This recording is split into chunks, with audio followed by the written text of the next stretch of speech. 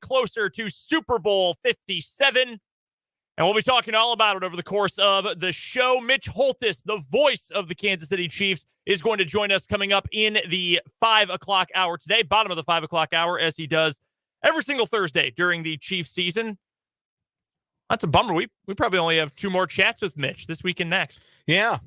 Man, we that's get sad. the maximum Mitch, though, for the 3rd time in 4 years, which is pretty cool. That's true. We did get an entirely full slate of Mitch Holthus, the maximum Mitch. That's great for the 3rd time in 4 years. So Mitch is going to join us coming up in the 5 o'clock hour, bottom of the 5 o'clock hour, to preview Super Bowl 57. We'll talk about what things are like out in Glendale. That should be a blast coming up here in just a little bit. We'll also talk about what the Chiefs are going to do against the defense, what the Chiefs defense is going to do against the Philadelphia offense. A tweet from Brett Coleman, NFL film breakdown guy on YouTube, got me thinking today. And I think there's a pretty clear path to the Chiefs being able to take away what the Eagles do best offensively. So we'll get to that coming up here in just a moment. We've got some Super Bowl props for either or, over under today. And later on this hour, Rick Peterson from TopSports.news is going to join us for the Invista Credit Union High School Whiparound. Pistol, by the way, posted a picture on Twitter, yesterday, of himself, Ken Darding, and Rick Bloomquist. You want to talk about some Hall of Famers getting together. That was sick. Just picture 3 goats. That's all I saw. So we will get to Rick Peterson coming up here in just a little bit later on this hour for the high school whip-around. We'll also get to Crosstalk. Jake's going to stop by at the top of the 4 o'clock hour. CJ Moore of The Athletic will be by for the Big 12 basketball breakdown, brought to you by 23rd Street Brewery in Lawrence, bottom of the 4 o'clock hour.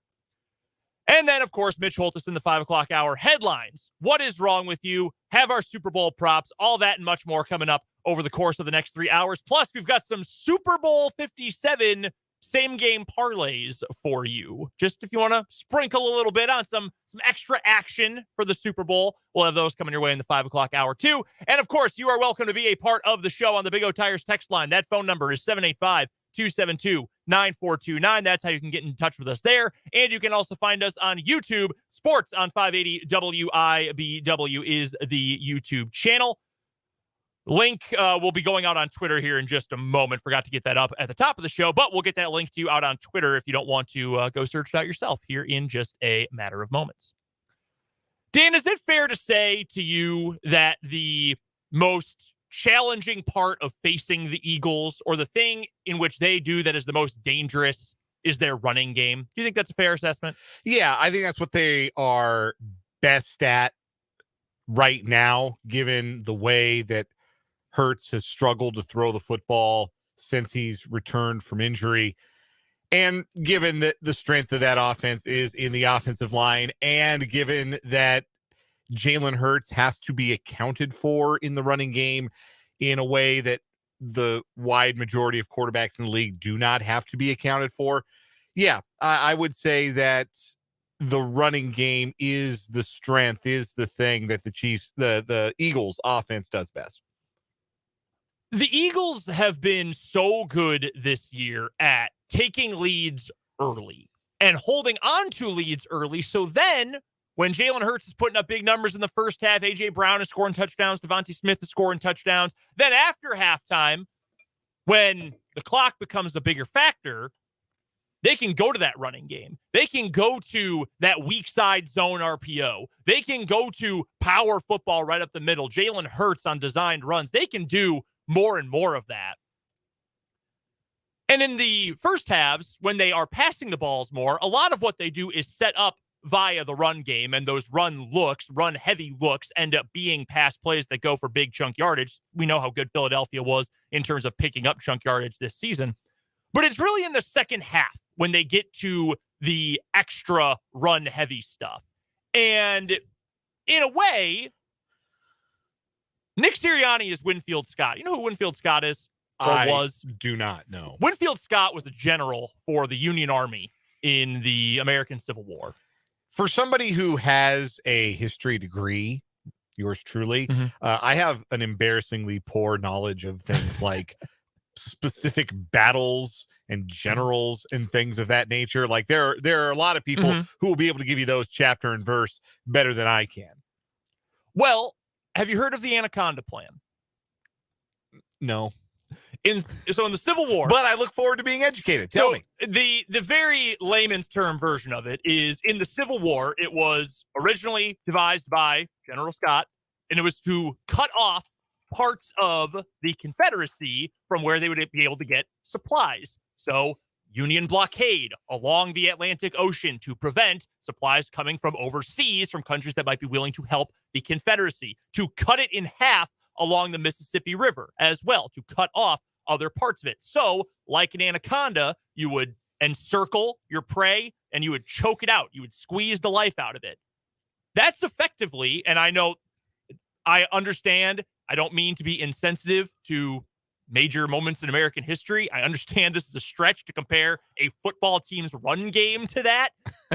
But that's effectively what the Eagles want to do. They want to go on the offensive early, and then in the second half, they want to cut off all your chances of coming back. They want to squeeze the life out of you. They do that by burning up a ton of clock because they keep it on the ground, because they've got, right off the rip, 4 guys who are certainly capable runners: Hurts, Sanders, Gainwell, Scott, behind the best offensive line in football, a road-grading offensive line. They want to be able to do that, squeeze the life out of you. And the run game works. It is effective. They're able to pick up chunk yardage. The explosive running game that we spoke about, I think it was earlier this week, late last week, and how that's a rarity in the NFL. The NFL, it's easier to pick up big yardage now more than it ever has been before, but it's through the air. It's pass heavy. It is a pass-happy league. The Eagles do a great job of picking up chunk yardage on the ground, getting those ground-based explosive plays.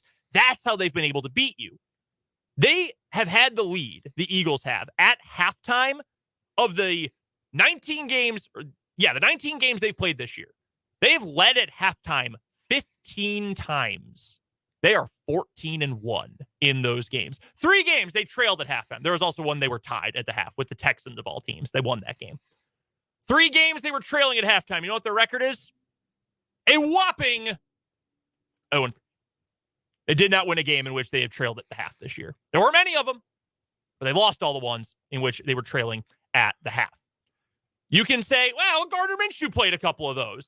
Against the Cowboys the second time against the Saints, Gardner Minshew played. Okay, that's fine. We have heard the talking point all week long that the Eagles with Jalen Hurts are as good as anybody that's ever played. They only have 1 loss with Jalen Hurts as their quarterback this year. Okay, great. You know what happened in that 1 loss? They lost because they were down at halftime. They didn't have a chance to catch up. They were not able to overcome a halftime deficit with only 30 minutes remaining in the game. So I think the point still stands. Only 1 loss, but when they were behind early, even with Hurts at quarterback, they did not have the ability to catch up. They want to get ahead early with the pass game, and then they want to choke the life out of you with the run game after that.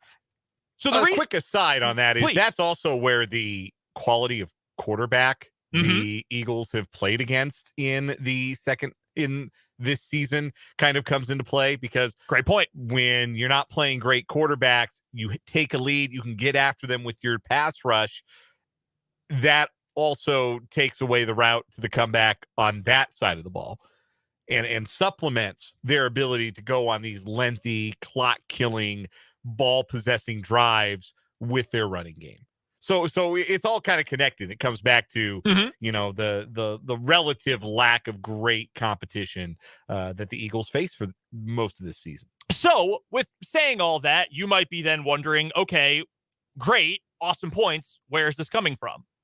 I saw earlier today from Brett Coleman, whose name I've brought up a bunch of times on the show because I think he does a tremendous job. He is a film breakdown guy. He originally started his media career as a Texans blogger, but he is now a film breakdown YouTube analyst. And he does a great job, makes things very simple, but it's really in-depth, really interesting stuff. And he tweeted out earlier today, this morning, after studying a bunch of Spags games through the years this week, specifically games against vertical passing games with multiple deep threats, Devontae Smith, A.J. Brown, deep threats, like to go vertical, I have concluded that the Chiefs are probably going to blitz the ever-living bleep out of Jalen Hurts. Jim Johnson would be proud. Jim Johnson, of course, the legendary defensive coordinator for the Philadelphia Eagles. Who Spagnuolo coached under and learned a lot from. Absolutely. Right on.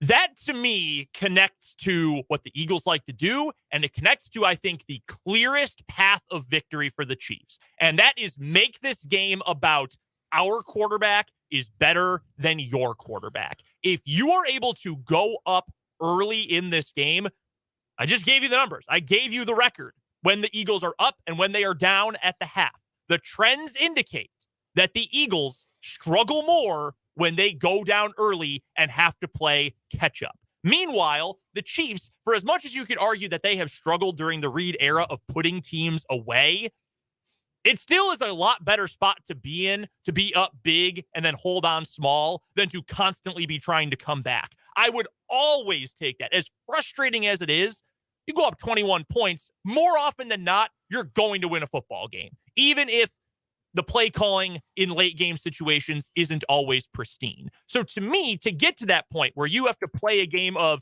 whose quarterback is better, ours or yours, you want to put the Eagles in a position where they need to rely on Jalen Hurts. Jalen Hurts can throw. He can make the right reads. He's got an arm. He can do all that, but not to the degree that a Patrick Mahomes can. And the Eagles have proven they would rather keep the ball on the ground. That is what they want to do. It is a very formulaic approach to how they want to win games. There's not a couple different ways they can do it. There's not, the Chiefs can beat you in multiple ways. The Eagles have a very formulaic way of doing things. Pass a lot early, get a lead at the half, choke out your opponent in the second half with the run game. Let's say it's 17-10 Chiefs at the half.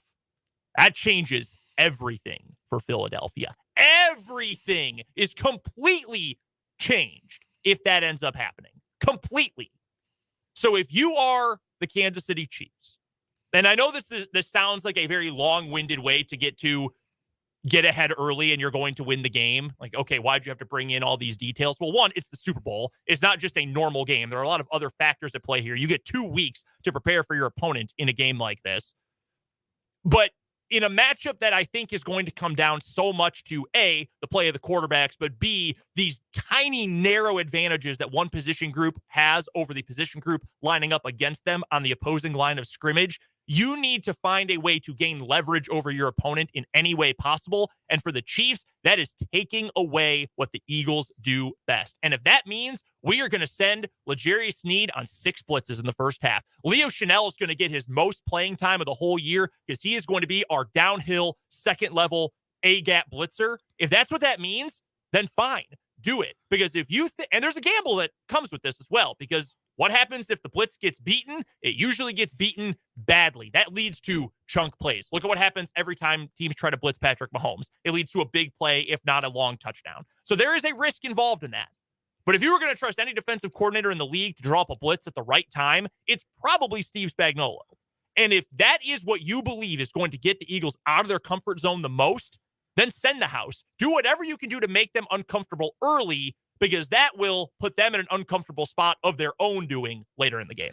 2 reasons I think this can work for the Chiefs if it is indeed what they do. Like, the Chiefs are not a heavy blitz team. Spagnuolo typically picks his spots and picks them really well. Exactly. When it comes to blitzing. And you don't generally see teams go off tendency very often for the Super Bowl. Mm-hmm. Teams got to the Super Bowl for a reason, so they generally do what they've done all year in the Super Bowl. So do I think Spags is all of a sudden going to blitz every down, start running engage 8 every play like he's 9-year-old Dan playing Madden? No, I don't think necessarily that's going to be the case. The one time I can remember a team really going against type and just doing something completely different from what they've done all season was actually the 2020 Buccaneers, who ran a bunch of Todd Bowles was very blitz heavy in the regular season, but he got to a Super Bowl against that offensive line for the Chiefs, said, I bet we can win with 4, and won with 4 all night and held the Chiefs to 9 points. Other than that example, very specific example, which was more dictated by your opponent, teams are going to do what they did to get here. So while I don't necessarily expect that Spagnuolo will be spamming blitzes, I do think there are going to be a lot more situations where he is more willing to blitz, especially on early downs, early in the game, which is where it's been established the Chiefs, or rather the Eagles, do like to throw the ball. 2 reasons why I think this can work. Number one, the Chiefs corners have held their own. All those rookies out there. Jarius Sneed is out of concussion protocol. He's going to play in this game. Trent McDuffie, Jalen Watson, Joshua Williams. They're all in that circle of trust right now, I think, for Steve Spagnuolo. And I think he trusts those guys playing press man on the outside, even against receivers as good as A.J. Brown and Devontae Smith. Because good as those two guys are, 2 weeks ago, the Chiefs played some really, really good wide receivers. And they ate a couple of big plays against those Bengals, but they held their own. They held their own in those matchups. They also forced 2 turnovers. They held that Bengal passing game to about 250 passing yards. So it's trust in the cornerbacks to hold their own in man coverage. That gives you the opportunity to blitz more. And I think Steve Spagnuolo will have that faith on Sunday. Here's the other reason that I think this can work. And Jordan Foote brought this up a little bit when we had him on earlier in the week. Jordan Foote of Arrowhead Report with Sports Illustrated talked about this. And I feel like it isn't getting enough attention. And maybe it's a non-factor because there is the extra week to rest and to heal between the NFC Championship game and the Super Bowl. But the Jalen Hurts that has played from week 18 onward is not the same Jalen Hurts that played weeks 1 through 15. The numbers bear that out. The eye test bears that out. He does not look as comfortable throwing the football. And he can miss throws. And he can be prone to mistakes in ways that I don't think he was before the shoulder injury that knocked him out for weeks 17 and 18. Week 18, he completed just 57% of his passes. It was, other than week 1, his least accurate passing performance of the year. 20 of 35 attempts, only 229 yards. He was 16 of 24 against the Giants, so he completed 2/3 of his passes, but only for 154 yards. And in the most recent game against San Francisco, 15 of 25 for 121. And that includes that pretty long pass that wasn't actually caught by Devontae Smith, a pass that he kind of threw out of Smith's reach, and Smith wasn't actually able to bring in, that was ruled a catch. So what I remember from the NFC Championship game early on was Hurts missing a lot of throws. Hurts having to be bailed out by his wide receivers. There was one he threw short of A.J. Brown, and Brown made as good a fingertip catch off the ground as you can possibly make. So putting Jalen Hurts in positions where he is going to have to make throws, make quick throws, the hot reads with a blitzer in his face, can he be accurate with those throws in the same way that he was early in the season? If he can get the ball out quick and just throw darts to A.J. Brown and Dallas Goedert, then that's going to put the Chiefs in a position where they have to play a little bit more zone. I don't know. I'm saying this honestly. I don't know if Jalen Hurts, health-wise, is going to be capable of that on Sunday. I think the evidence suggests that there's something wrong with that shoulder that maybe isn't going to be fixed until this season is over. And if that's the case, if Hurts isn't accurate, if Hurts isn't able to get the ball out quick, then yeah, you want to get them in 2nd and long. You want to get them in 3rd and long. You want to make him make quick throws, quick decisions, and then drive on those balls and try and create the turnovers, the big field flipping plays that usually end up deciding a game like this. Jalen Hurts, you ran through the week-by-week numbers there, and I don't have cumulatively, he has had, in the last 3 games he's played since returning from the injury, 1 game with over 200 yards. He has thrown 2 touchdown passes. They came in the same game, and 1 interception. His pass rating has been 72 or lower in 2 of those games. His yards per attempt numbers in those 3 games, 6.5, 6.4, 4.8. That's not good. And you're right. Maybe this isn't as big of an issue when you consider that he's going to be healed up. Well, in theory, he's gotten more time to heal up and get healthy. But man, I got to be honest with you, that would concern me a great deal if I was the Philadelphia Eagles. Do you know how many what hurts are we getting? Yeah. Do you know how many games before that in yards per attempt? 6.5, 6.4, and 4.8. Do you know how many games he had in before the injury where he had any games that were lower than his best yards per attempt in that 3-game stretch? So better than 6.5? Worse than 6.5. Worse than 6.5. Yeah. I'm going to guess once. It happened twice. Okay. Once against the Packers, 5.5. Once against Dallas, the first Dallas game, 6.2. Every other game, 13 of the 15 games pre-injury, he had a better yards per attempt than he did in any of the regular season finale in the 2 playoff games. That suggests to me that something's different, right? Yeah. Hard not to.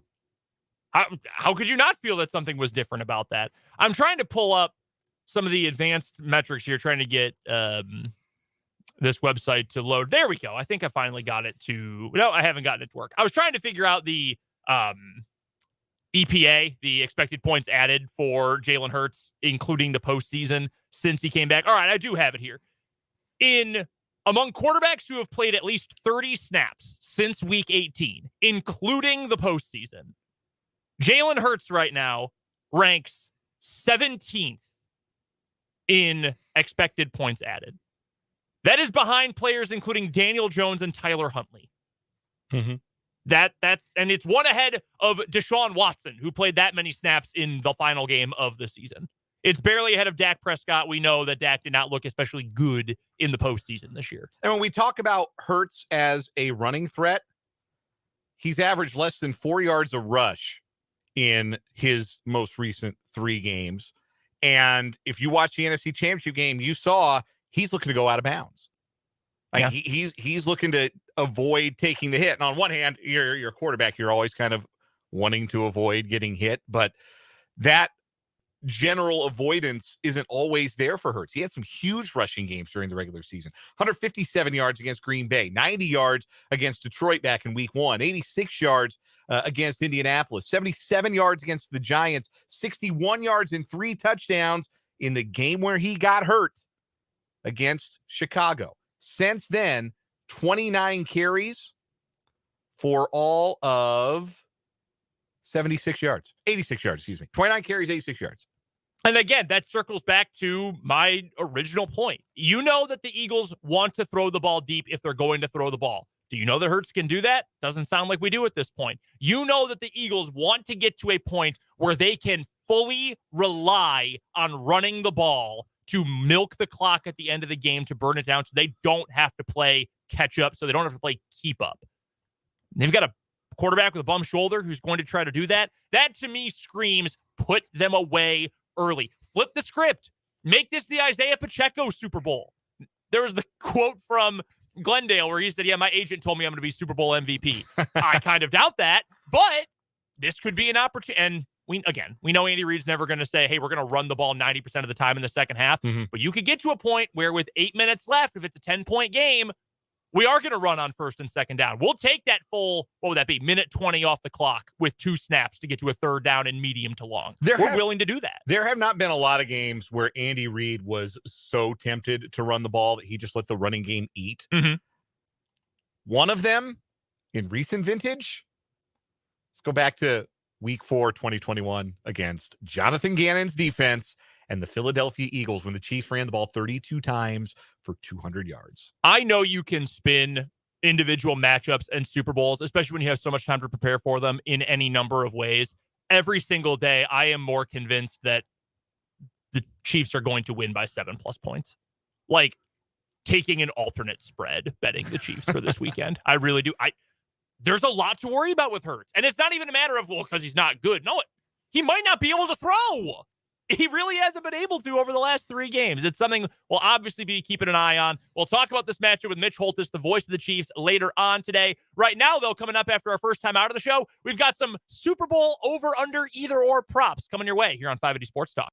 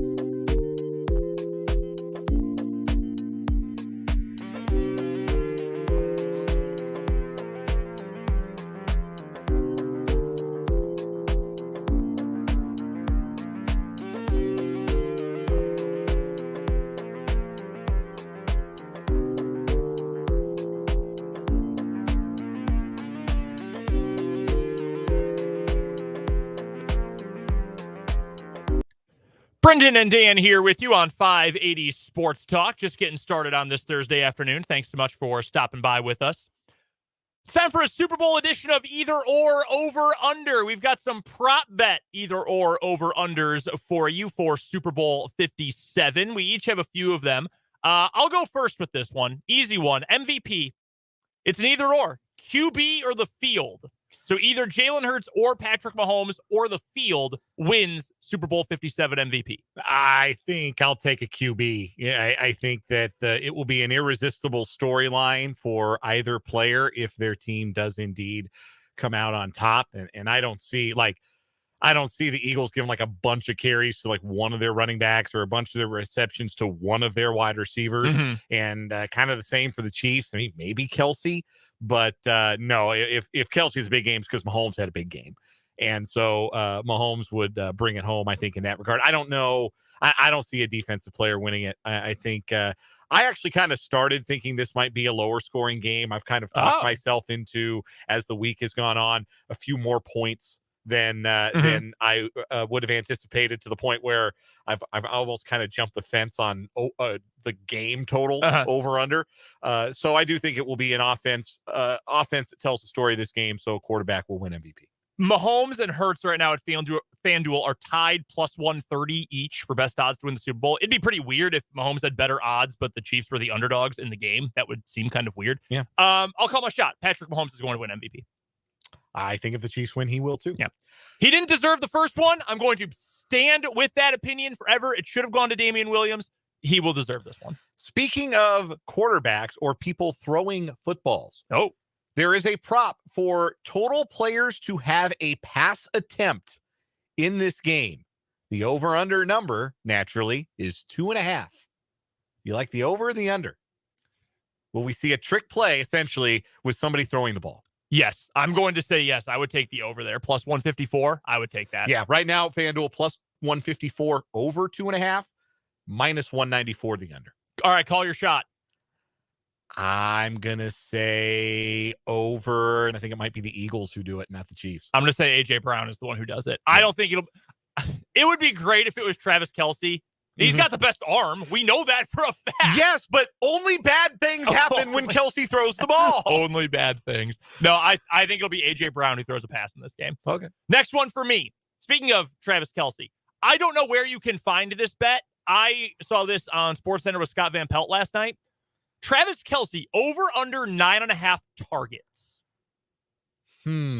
I like the over. I think they're going to feed him too. and feed him and feed him, especially if the Eagles are able to. Like, there are going to be reps where the Eagles win up front. It's not going to be a stone wall all game for the Chiefs. The Eagles are too good. They're going to win some reps. And when there is pressure, and Mahomes' first thought is, I want to get this ball to Travis Kelce. Let's see if he can find the gaps in the zone. Let's see if he's worked his way open against somebody, whoever it is for the Eagles, that can't cover him, because nobody can cover him. No. So, yeah, I like the over there. I think he gets double-digit targets. I think this could be a game where you throw to him until the Eagles figure out how to stop him. And there might not be an answer for that. So, no, I've got the over as well.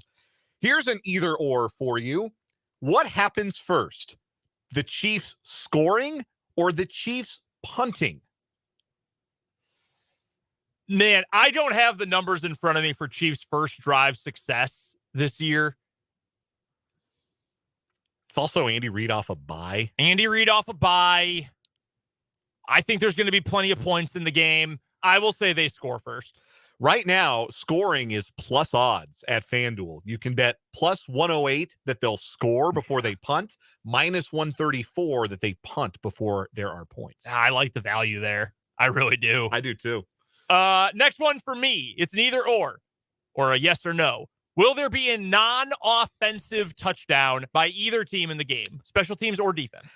I'm going to say no. Special teams touchdowns are just so rare anymore, even though neither team is great in coverage. Certainly the Chiefs have had their foibles there all year. Special teams touchdowns are just super rare, and both quarterbacks take care of the ball pretty well. That's where you normally see non-offensive touchdowns. So I would say no non-offensive touchdown. I would agree with you on that one. I would feel pretty good about saying that. Here's one for you. Which team has more sacks at the end of the night? Oh, I feel like it's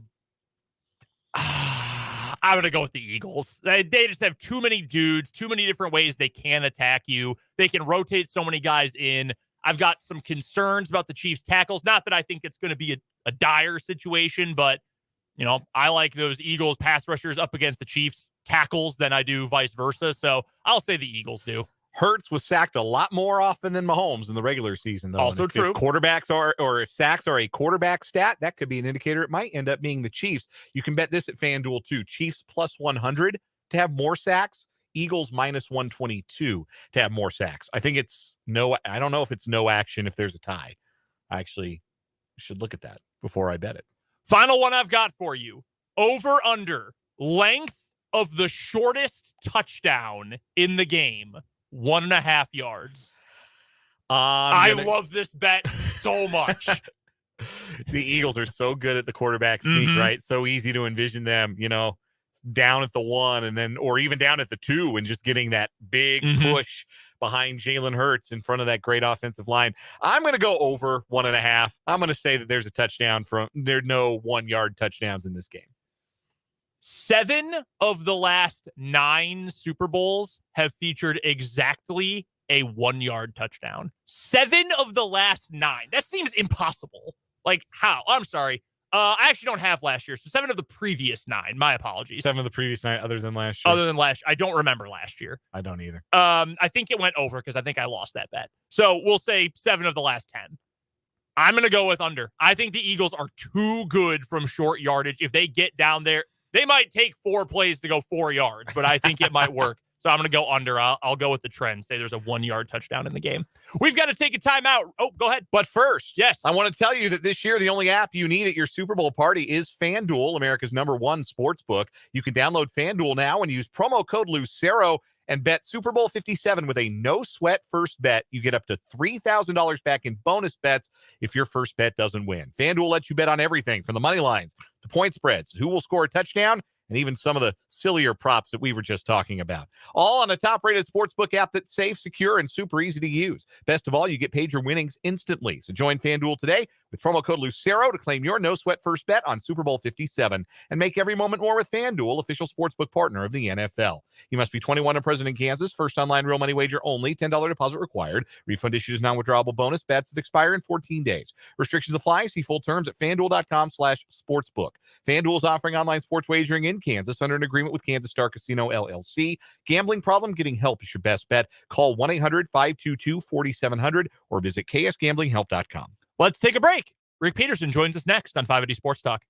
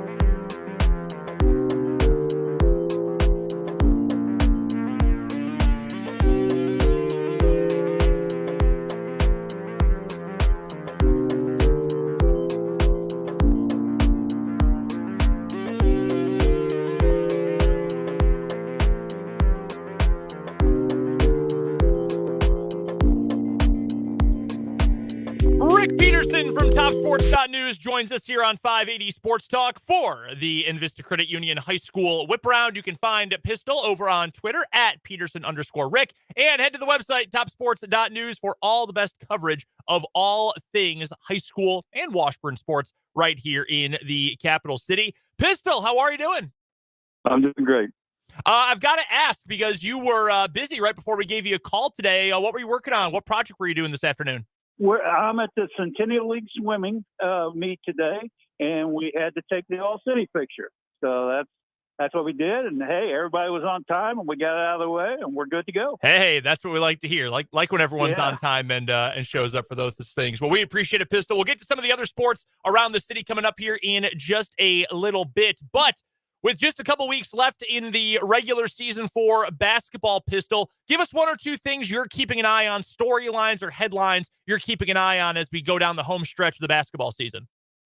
The thing that immediately comes to mind is I want to see how the 5A boys teams particularly end up in their sub-state pairings, because I'm trying to see if there's a chance that a couple of the good city teams could end up playing each other. What kind of seeds they're going to get. That's the thing that I've been kind of paying the most attention to, because, let's face it. I mean, Shawnee Heights and Topeka West are both really good, and Siemens, when they have everybody, Siemens very dangerous. It's kind of outrageous how deep 5A is, isn't it, Pistol? Both boys and girls. I mean, we talked about this a lot last year, and we ended up with a couple of city teams on the girls' side who are really darn good, the state champion for the 5A boys. But, we've gotten so much more familiar, not just with teams in the city and Centennial League, but also in the UKC now and from all over eastern Kansas with the way the schedules have been realigned. It's wild how deep both the boys and girls are for 5A, and that's going to make the quest for state, I think, as difficult as it will be in any class. Well, and going back to the sub-state pairings, you're going to have some of those teams that are going to play teams for the third time. I mean, so that's always tricky, because once teams play you a couple times, they know exactly what you're going to do. Of course, you know what they're going to do. But I don't think anybody likes playing the same team three times. And that could definitely happen. Let's go back to earlier this week, Pistol. You were out at the Birdcage at Shawnee Heights for a big city versus city UKC matchup as Topeka West took down Shawnee Heights. The reverse. Shawnee Heights took down Topeka West. Were you at all surprised by the way that game unfolded? Not necessarily that Shawnee Heights won, but the fact that they won by 19 over a West team that had been playing really well. Yeah, and I know Coach Bloomquist wasn't real happy about that result either, but I thought Shawnee Heights would play much better than they did the first time. That's a game that Darting thought was their absolute worst game of the year. And so they've been pointing towards this game every since that. That was their third game of the year. So I thought they would play really well. I really thought it would be a game that went right down to the wire, but Heights just came out and took control. What's next for Topeka West? And I'm right there with you on Rick Bloomquist's thoughts on that game, Pistol. I got to speak to him earlier today for a pregame for our game of the week coming up tomorrow. And he had some not very positive thoughts about the way things unfolded on Tuesday night at the Birdcage. So where do they go from here? Did that feel to you like it was just a minor blip, or did it feel to you, and from your conversations after the game, like there's some things they need to work out down this home stretch? Well, I think he knows there's some stuff that he would like to work out down the stretch. Now, you're running out of time. So, you got to go with the guys who brung you, so to speak. But I think some guys like, Paul and Mason Jones and some of the guys, those guys are going to play a little bit bigger role. Rick Bloomquist wants his teams to do what he wants them to do. And all coaches want that, but he's a little more emphatic about that. So they better get on the same page he is pretty quick. But I think they can be on their nights when they're hitting their shots. Malachi Berg's as good as inside player as there is around. They're very, very good when they're good. The other night they weren't good. We're talking to Rick Peterson from TopSports.news. It's the Invista Credit Union High School Whiparound here on 580 Sports Talk. You can find Pistol on Twitter at Peterson_Rick. And, of course, TopSports.news, the best source for all the best coverage of our high school teams here in Topeka and Shawnee County. So to sum all this up, Pistol, talking specifically about Class 5A, and I know we've got plenty else to get to, 4 teams from the city in that class on the boys' side in particular. Highland Park, which is dealing with its own, schedule changes and, things going on right now. Shawnee Heights, but they're still undefeated. Shawnee Heights, as well as Seaman, which has dealt with some injury issues, but hopefully that is trending upward. And then Topeka West on the west side of the bracket as well. How many of those teams do you think have a legitimate chance to make it to the state tournament this year? Depending on how the sub-states work out. All 4. I mean, let's be honest. They've all shown flashes. Now, I want to throw this in. I feel very sorry for Mike Williams. And you say, well, why the heck do you feel sorry for a guy that's undefeated? But coaches love their routines and love, especially late in the season, love their routines.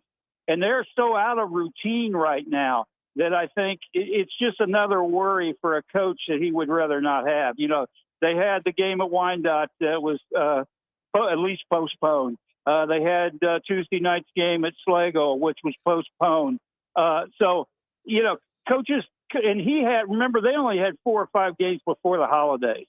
So I think Mike is probably just wanting to get back into some sort of a rhythm as far as playing on Tuesday and a Friday night.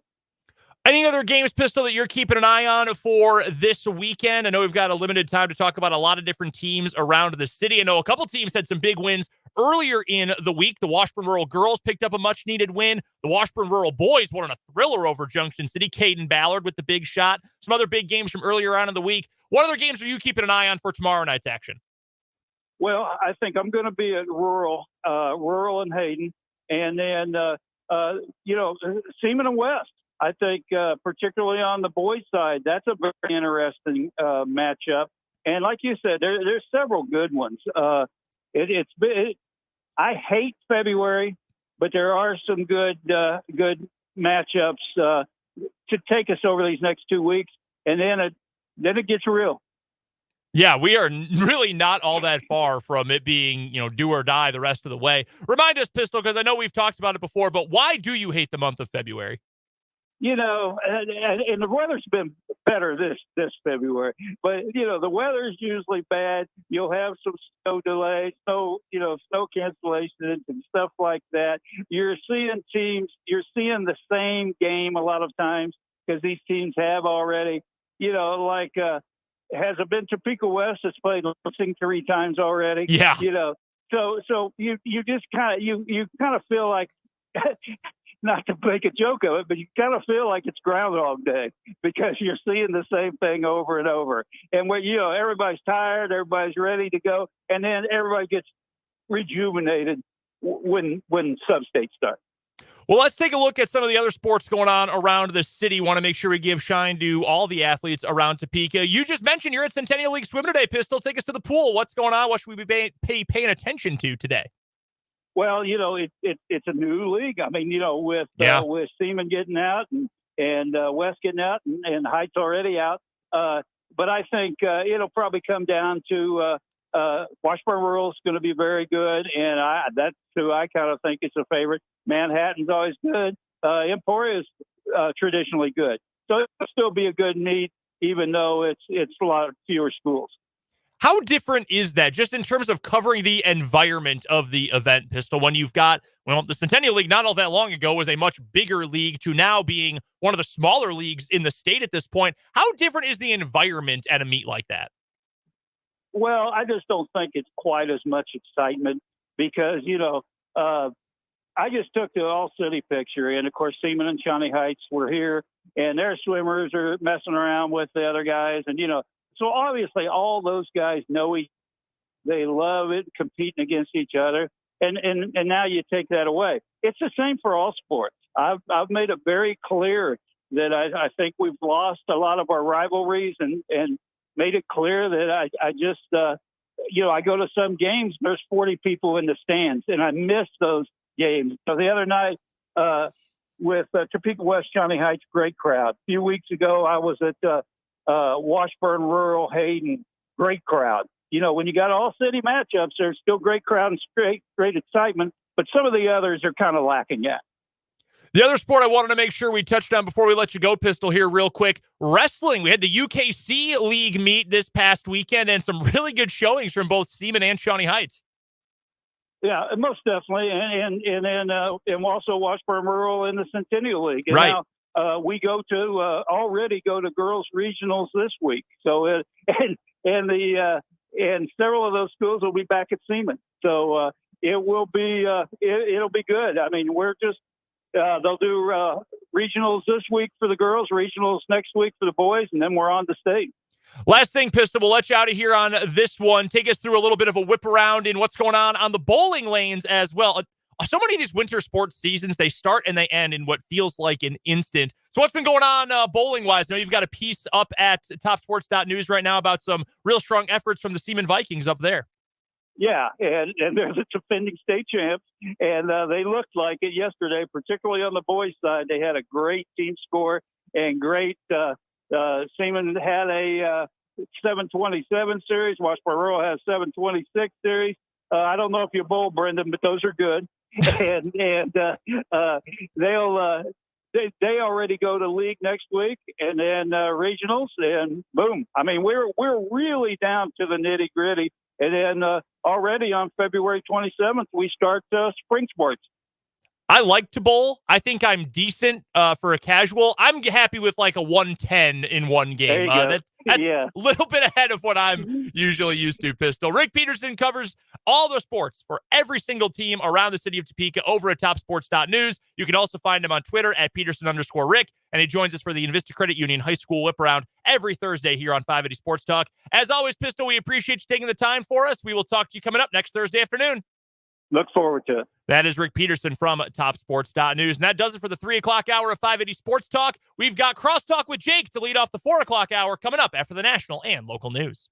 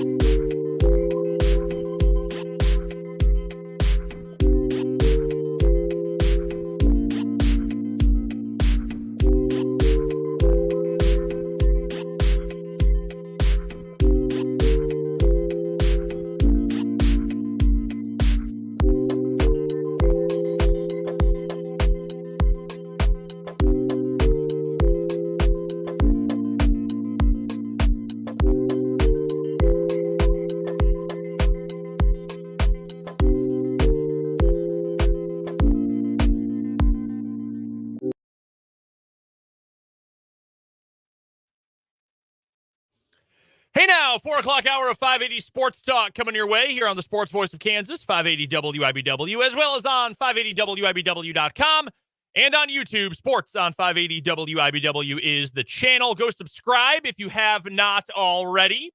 It's where you can find all of our live show streams, instant reaction shows for KU and K-State. We'll have our Chiefs Super Bowl reaction coming up on Super Bowl Sunday after the game as well. It's all on our YouTube, Sports on 580 WIBW. Coming up, we've got Crosstalk here in just a moment on 580 Sports Talk. We'll also get to today's What Is Wrong With You, and CJ Moore of The Athletic will stop by for the Big 12 basketball breakdown brought to you by the 23rd Street Brewery in Lawrence. And, of course, you can let us know your thoughts on anything we're talking about on the show, either in the comments section on YouTube, again, Sports on 580 WIBW, or hit us up on the Big O Tires text line. You know the number. Excuse me. Been very tongue-tied today. 785-272-9429 is that text line number. Before we get to Crosstalk, though, I do think we should bring up that going on right now over on our sister stations, the Big 94.5 Country, as well as Classic Country 106.9, is the annual St. Jude Radiothon. It's one of the coolest things that we do every single year that we get to be a part of here at Alpha Media Topeka. And over on our sister stations, again, that's the Big 94.5 Country and Classic Country 106.9, today and tomorrow. Our coworkers who are working for those two stations are asking listeners to become a partner in hope during the St. Jude Radiothon presented by Cable Dahmer of Topeka. The money raised from the Radiothon helps doctors and researchers at St. Jude Hospital. St. Jude will not stop fighting until no child dies from cancer. The only way to get the This Shirt Saves Lives t-shirt, very cool, very soft, we all got them here at the station, they look very nice, is to become a monthly donor. All it costs is just $19 a month to help some kids who are in desperate need of some help at the wonderful St. Jude Hospital in Tennessee. The Dr. Pepper phone bank is standing by both days of the Radiothon, today and tomorrow, starting at 6 a.m., keep that in mind for tomorrow, until 7 p.m. for both days. Call 1-800-592-3530, or you can visit either station's website. That's my94country.com or mycountry1069.com, and you can join in the fight as well. Truly is one of the coolest things we get to be a part of here at Alpha Media every single year. But with that, it is time to welcome in one of the hosts of Mic'd Up with Jake and Fulton. That is Jake LeBon. You can catch him with Fulton Caster every single weekday from noon until 3 on Mic'd Up. Jake, how are you? Doing well. That's good. You seem deep in thought. Yeah, you were dialed into whatever you were looking at there. Yes. And it was very funny on the YouTube stream because Jake's face was right in front of the camera. I forget that we are putting this on the video. No, we're multimedia now. Yeah. Yeah. Yeah. I forgot we were doing that. Yeah.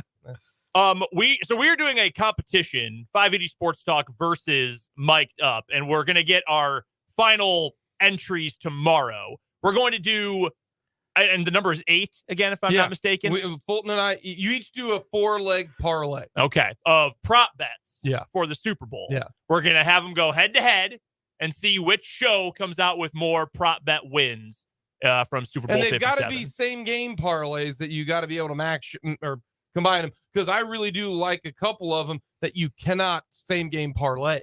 Oh, So we're not including like the Gatorade color or the national anthem. well, no, line. because you can't bet on that in the state of Kansas. Well, just because you can't bet on it in Kansas doesn't mean you can't bet on it somewhere. Well, you can do it, but then you won't have a 4-leg parlay, and therefore you won't get any money. So therefore, you're basically We're not actually putting money on this, though, are we? I've gotten doll hairs on the FanDuel Sportsbook app today. I already put it on there. Interesting. All right. Hey, on That's our fine. show, That's fine. we put our money where our mouths are. Hey, for like 3 Wednesdays in a row, we have done college basketball best bets. We had another good night last night. Yes, we did. Did you bet West Virginia? -3.5. That was one of Dan's best bets. Yep, that's what I did. I got That helps out for me to put a whole bunch of bets down there you go. on the old bowl. one of mine screwed me over because it was one of the worst basketball games I've seen all year. Georgia Tech beat Notre Dame. It was horrible. So you guys bet games that, man, I couldn't tell you one player on Georgia Tech or Notre Dame. All you have to know is both teams stink. I told Dan this earlier today. The bottom of the ACC. Did you bet the under and they went over or something? No, I had No, Notre it was- Dame -1.5. Yeah, Notre Dame -1.5. They lost by 2 at the buzzer. Yeah. Georgia Tech missed a terrible shot, but got a putback to win. Tough beat. It was an awful game. But my America East bet of the night, the Vermont Catamounts, easy cover. Never a doubt. I feel like Vermont is always good. They are. They're projected to make the tournament. See, I hit both of my Big 12 wagers last night. West Virginia -3.5, and then the over 140.5 in Oklahoma Baylor. So you can just refer to me as the Big 12 ball knower, Dan Lucero. Chumwa Chachua back for the Baylor Chamwa Chatua. So it's not that. At least that's how the guy was pronouncing it on the call on ESPNU last night. He was wrong. and because we're going to talk to CJ Moore. He's like literally is like best friends with Everyday John. He wrote a story about him last year before the injury, and he wrote an awesome feature this week about his return. I have not read that yet. That's the second time this year that I've watched a Big 12 game and thought to myself, wait a minute, have I been getting these guys' names wrong this whole time? Like Ernest Uday the other night, they kept calling him Uday. It's Uday.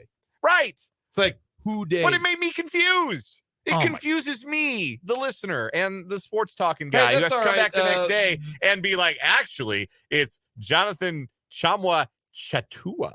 Just to let you know, the PA announcer down in Newman referred to Macy Debley as Macy Doble.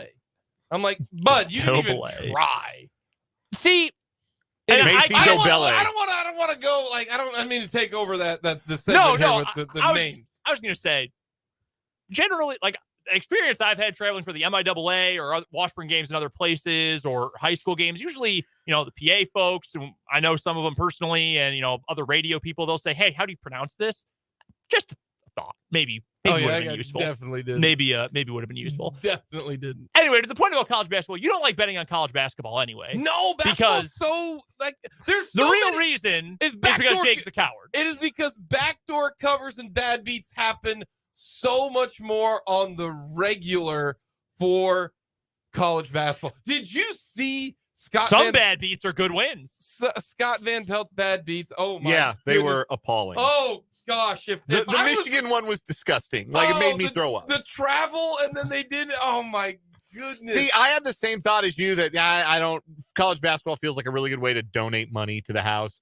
But then I developed a knack for Big 12 bets because I know the league because I watch it every night. See, I'll do the only Big 12. I'll only bet the Big 12, or I'll do like a very small wager and then try to hit a big one every now and then. Yeah. But no, that's why once the big game coming up Sunday hits, the amount of bets. I mean, that's just getting started. Yeah, you're not gonna put anything down during March Madness. It's one of the best times, or championship week. It's tremendous. Yeah, there's games. I will on all Big 12. The Big 12. Everyone advancing to the Sweet 16. There we go. Could potentially be a money-making strategy depending on who goes. Yeah, it certainly could be. Bet against Tennessee, by the way. Bet against them to make. I can't wait to make some money betting against Rick Barnes. Yeah, since I've already lost money betting on Rick Barnes. It's time to do the reverse. He owes me. I'm going to cash in come March. I have a friend. I was telling Dan and Fulton this earlier today. I've got a really good friend of mine who likes to gamble, and by likes to gamble, I mean may have a problem. He does not live in the state. You need to call. But if he did, you should call 1-800-522-4700 or visit ksgamblinghelp.com. He is not an especially good gambler. He's just not. But he's a savant at betting the SoCon. Like the SoCon tournament every year is his favorite sporting event. And he hits like 90% of the games. It is incredible. Congratulations. We've invented the most useless superpower in the world. It really is, because then he'll fund all the money he loses on the NCAA tournament. It's amazing every year. I would watch a 30 for 30 about that. A guy who's like got a 25% ROI on every other sporting event, but just straight cash, homie, every time the Southern Conference plays a basketball tournament. He sees Wofford basketball and his eyes just light up. It's unbelievable. I saw a guy in a Wofford Terrier sweatshirt walking into Dylan's the other day. Really? And it wasn't me? It was not you. Mine's not a sweatshirt. I have a Wofford t-shirt, but I wear my Wofford gear once in a while. Shout out to Home Field. Biggest matchup in the Super Bowl. What matchup? It can be player to player, group to group, coach to coach, whatever, is the most influential, do you think, on how this game will unfold? I'll give you two. Steve Spagnuolo versus Jalen Hurts, Okay. and Hassan Reddick versus Andrew Wiley. Okay. Do you think that's where they'll put Reddick most of the game? Yeah, I don't know why you wouldn't. But Fair enough. that's where he normally lines up. Mm-hmm. Now, you could put him against Orlando Brown because Orlando Brown has trouble with speed rushers, Mm-hmm.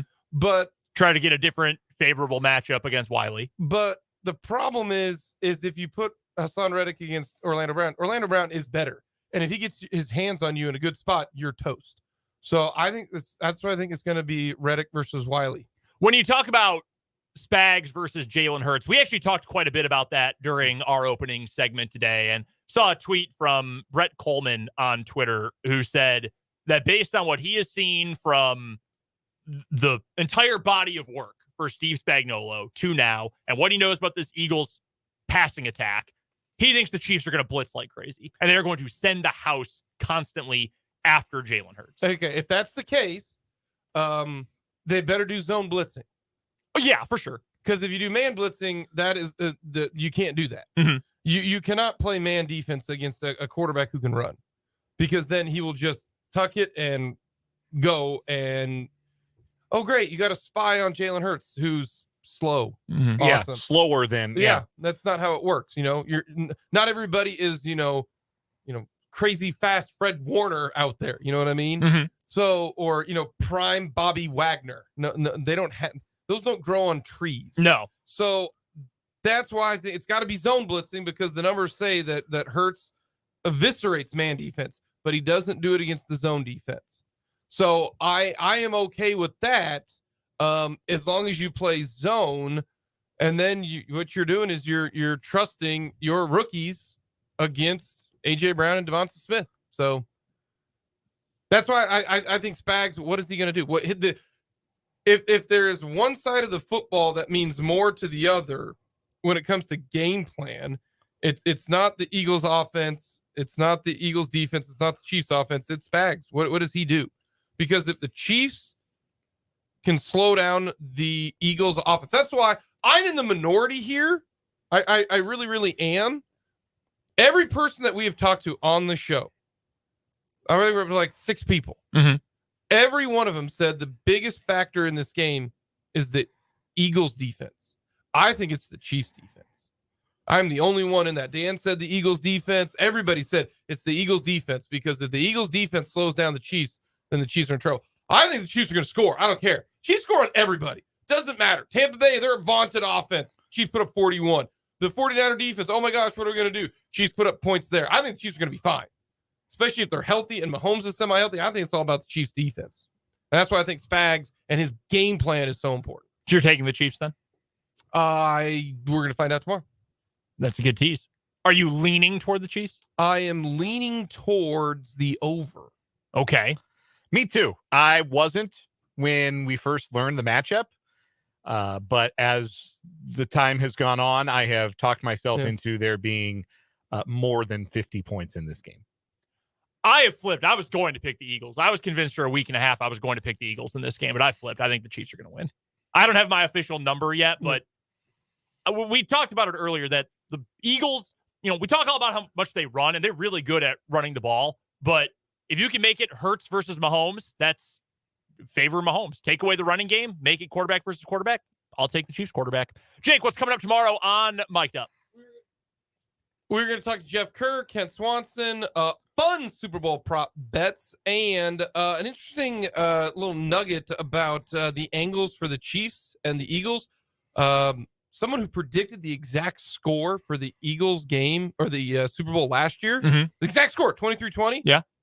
What does he have? His prediction. Ooh. It's very interesting. It really is. There's four caveats to his breakdown. We'll go through that too. We will talk to you tomorrow at noon. That is Jake LeBon from Mic'd Up with Jake and Fulton stopping by for a round of crosstalk here on 580 Sports Talk. Do you ever get into the weird bets, the weird props? Like I'll probably put the ones that are accessible on American Kansas sports books. I will bet a few of them, but I don't know. I like the national anthem over. Like that's always a fun one because everyone bets that one. Right. But other than that, I've never betting on the Gatorade color is just a waste of money. It is.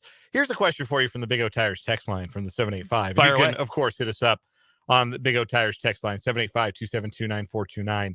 This listener expressing dismay that you are talking yourself into a Chiefs win, feels like it's much the same way in which you talked yourself into the Chiefs winning against the Buccaneers 2 Super Bowls ago. Wow, what a great pull. So I will.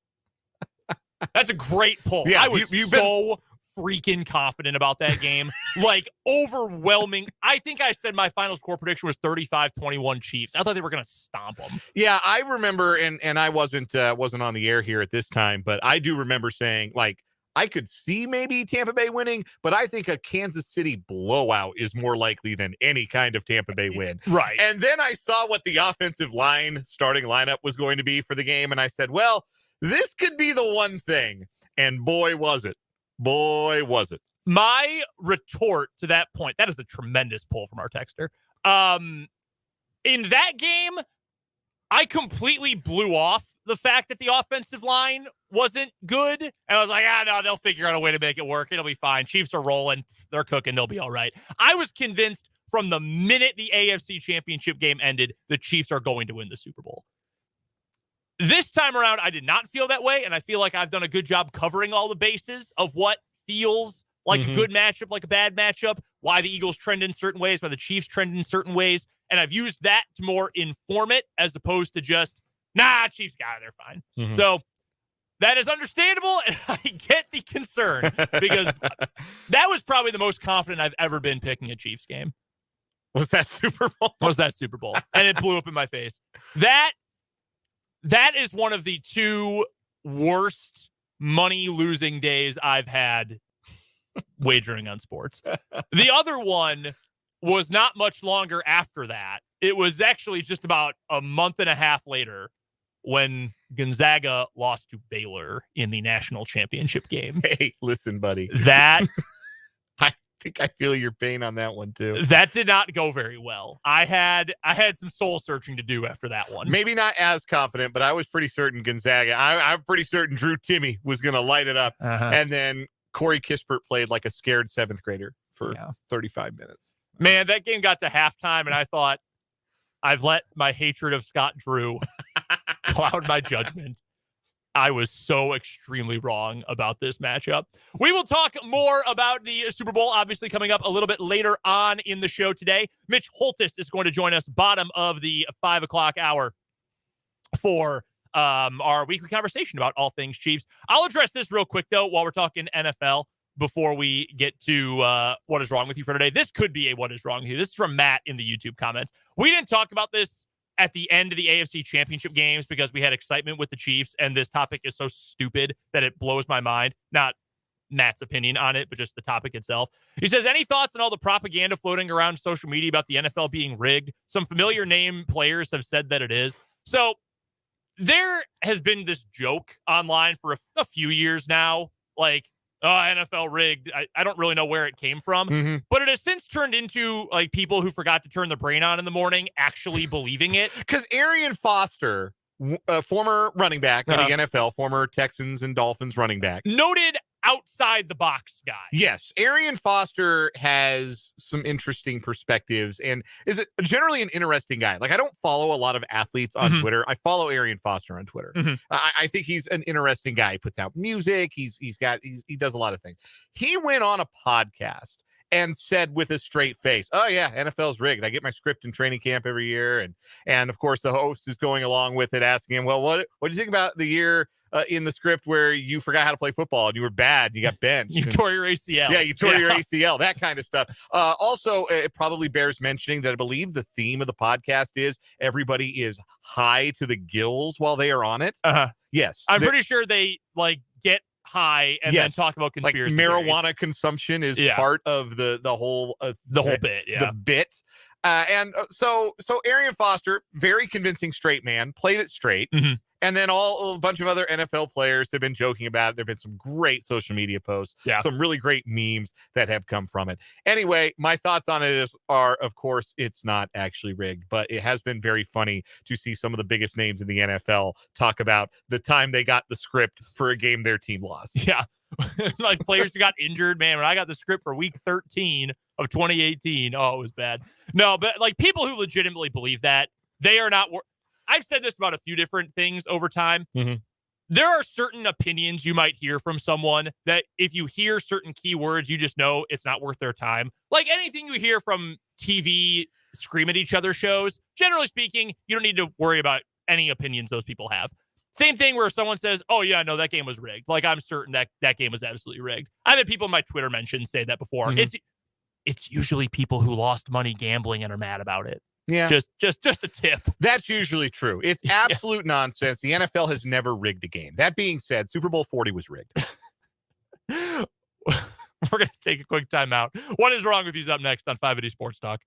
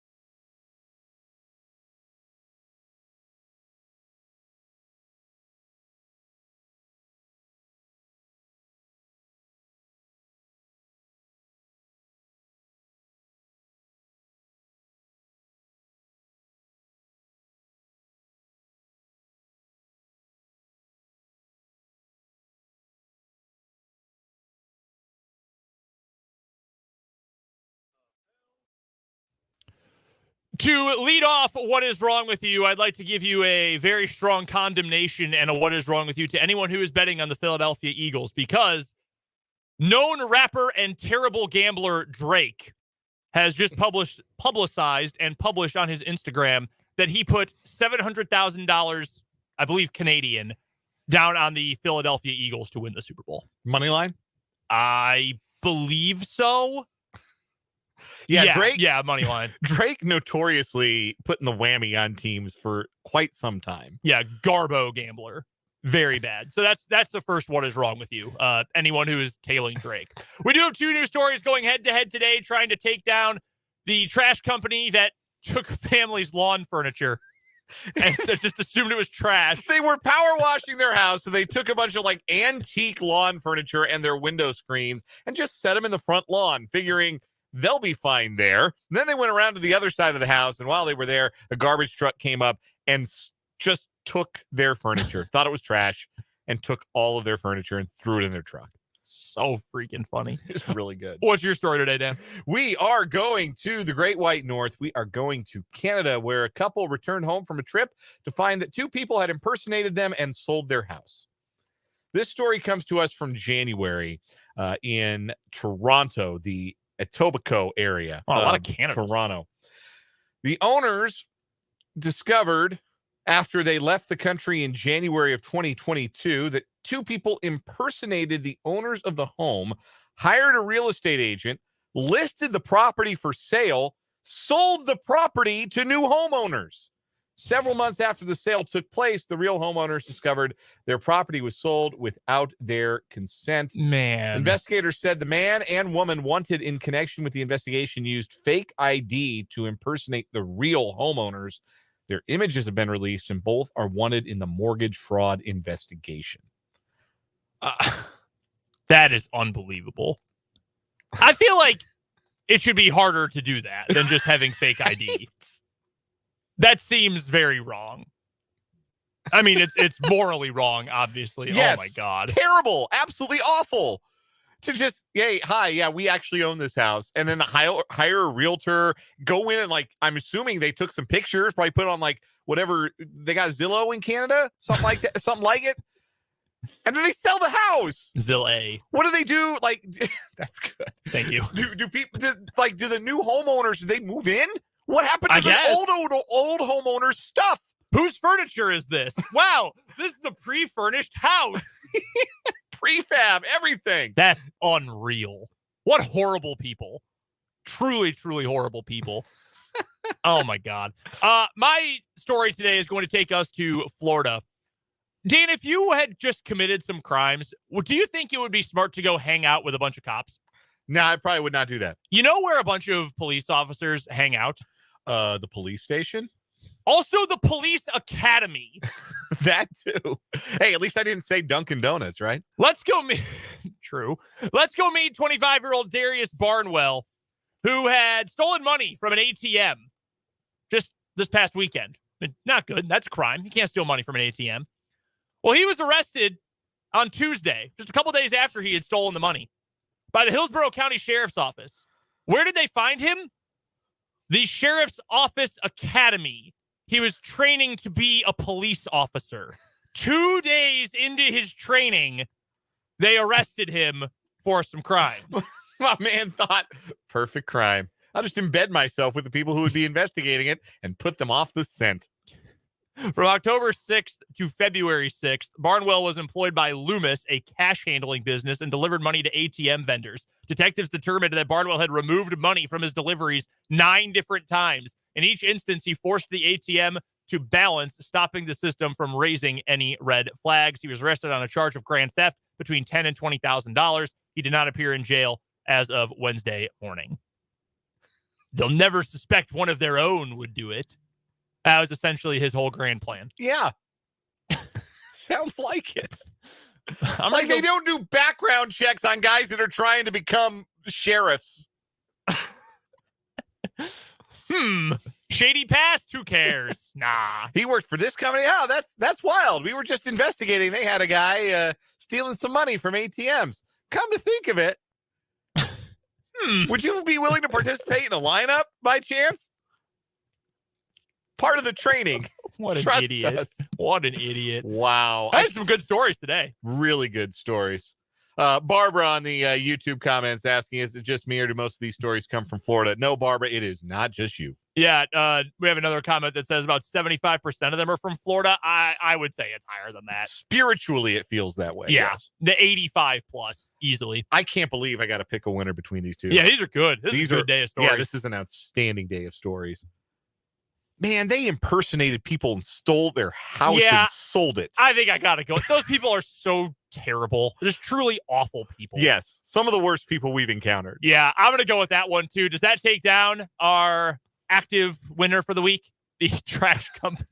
That one is stupider. That one is really funny. Yeah, that one is funnier than the other one. I'm going to give that one my vote. Yeah. It's just so Yeah, that's all they look like they laid out this trash for us. Like, do they throw out lawn gnomes? Or like, oh, there's a mailbox sitting in the yard. Yeah. Pick it up. Just hauling off for sale signs, the rocks. The dumbest trash collectors ever. They're going to keep the title of What Is Wrong With You Weekly winner. We'll see if they can retain tomorrow as well. Right now, though, we've got to take a break. CJ Moore joins us next on 580 Sports Talk.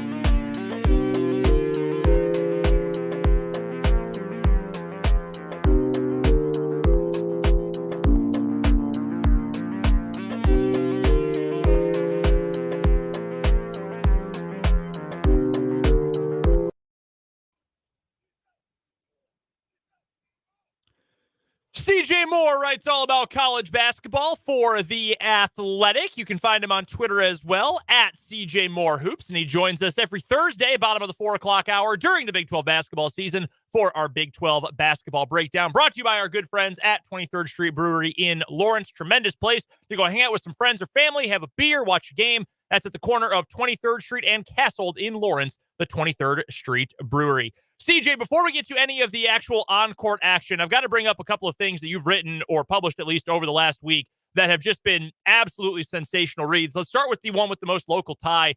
The story of KJ Adams and his relationship with his mother, Yvonne, and the situation she's going through, fighting cancer right now. Obviously, thoughts and best wishes and prayers go out to her. Your story came out on Friday, and I know it made me tear up. I know there were a lot of KU fans and other basketball fans who read it and felt the same way. What was that experience like, talking to KJ, talking to people around the program, and to KJ's family as well about what they've gone through and what Yvonne is going through as well? Well, it's hard. It's not easy to talk about such sad and serious topics, and KJ was great, and then his mom was just unbelievable. I mean, there's sometimes where you sit down for an interview and you don't really, not really sure what to expect, but you leave and you think, oh my gosh, like I got something here. I better do this justice. And she was incredible. I was in tears just listening to her. And at one point, you try to hold together, but I teared up talking to her. And it was just a super powerful story. And it's one you put a lot of pressure on yourself just to make sure you do it justice, because there's a lot there, and he's made a remarkable improvement this year, and I want to be able to show that, but also show that there's a lot behind that, and there's a lot that's been going on in his life. It is amazing, and I know you've heard this from so many people over the past week since it went live on Friday, CJ, but it is an awesome piece. If you're a KU fan or not, you just want to read a great story, a great college basketball story about people. It's at The Athletic. It's about KJ Adams, his mom, Yvonne, and everything the Adams family has been through. It is absolutely tremendous. And I also wanted to bring up, not as much of a local tie here in Kansas, but your piece on Jonathan Tchamwa-Tchatchoua, CJ, was so good about the way he was able to come back from that horrific injury. I mean, I remember seeing it just on TV and thinking, oh my God, we might have just seen someone's very promising college basketball career tragically come to an end. It just looked so horrific. And the story of his recovery, oh my God, it sounded gruesome. And the fact, CJ, that he is back and playing and contributing is a miracle of modern medicine, really. It's amazing. Yeah, it's pretty remarkable. I don't even think it's a miracle of medicine. I think it's I don't think any of the doctors and the medical people thought this was possible. And every time they would see him, it was like, well, we didn't anticipate he'd be here. We didn't anticipate he'd be here. And, no one ever thought he would be back within a year of going down with that injury. It was a 2 years, if ever, timeline. And I remember talking to people last year at Baylor right after it happened, and they were really, really worried about whether he would. It wasn't whether he was going to come back or not. When was he going? It wasn't when he was going to come back. It was ever going to come back. We just don't know, And so the fact that he's back and he's doing pretty darn well. I watched the game last night. Man, how many minutes did he play last night? He played quite a few. Yeah. I know he played 14 in the first one. He was on the floor for 21 minutes last night. And when I talked to Scott Drew Scott called me last Friday because I had heard that he was probably going to play that next day. And I was like, gosh, dang it. I really wanted to get my story done before, but I knew it wasn't feasible. But anyway, Scott was like, yeah, I might play him 2-3 minutes at a time. He's like, I remember when, he had the team that wasn't able to play non-conference very early in his time because of all the penalties Baylor took because of the Dave Bliss stuff. He's like, it was hard for those guys early on to play very long segments at a time. So he was planning on not playing Jonathan very long segments, but here he's played 14 minutes in the first game and 21 in the second game. So I think that plan has totally gone out the window. He just crushes everything that he approaches. Our guest is CJ Moore of The Athletic, covers college basketball for The Athletic. You can find him on Twitter at CJ Moore Hoops, and you can hear him on Thursdays at this time for our Big 12 basketball breakdown presented by 23rd Street Brewery in Lawrence.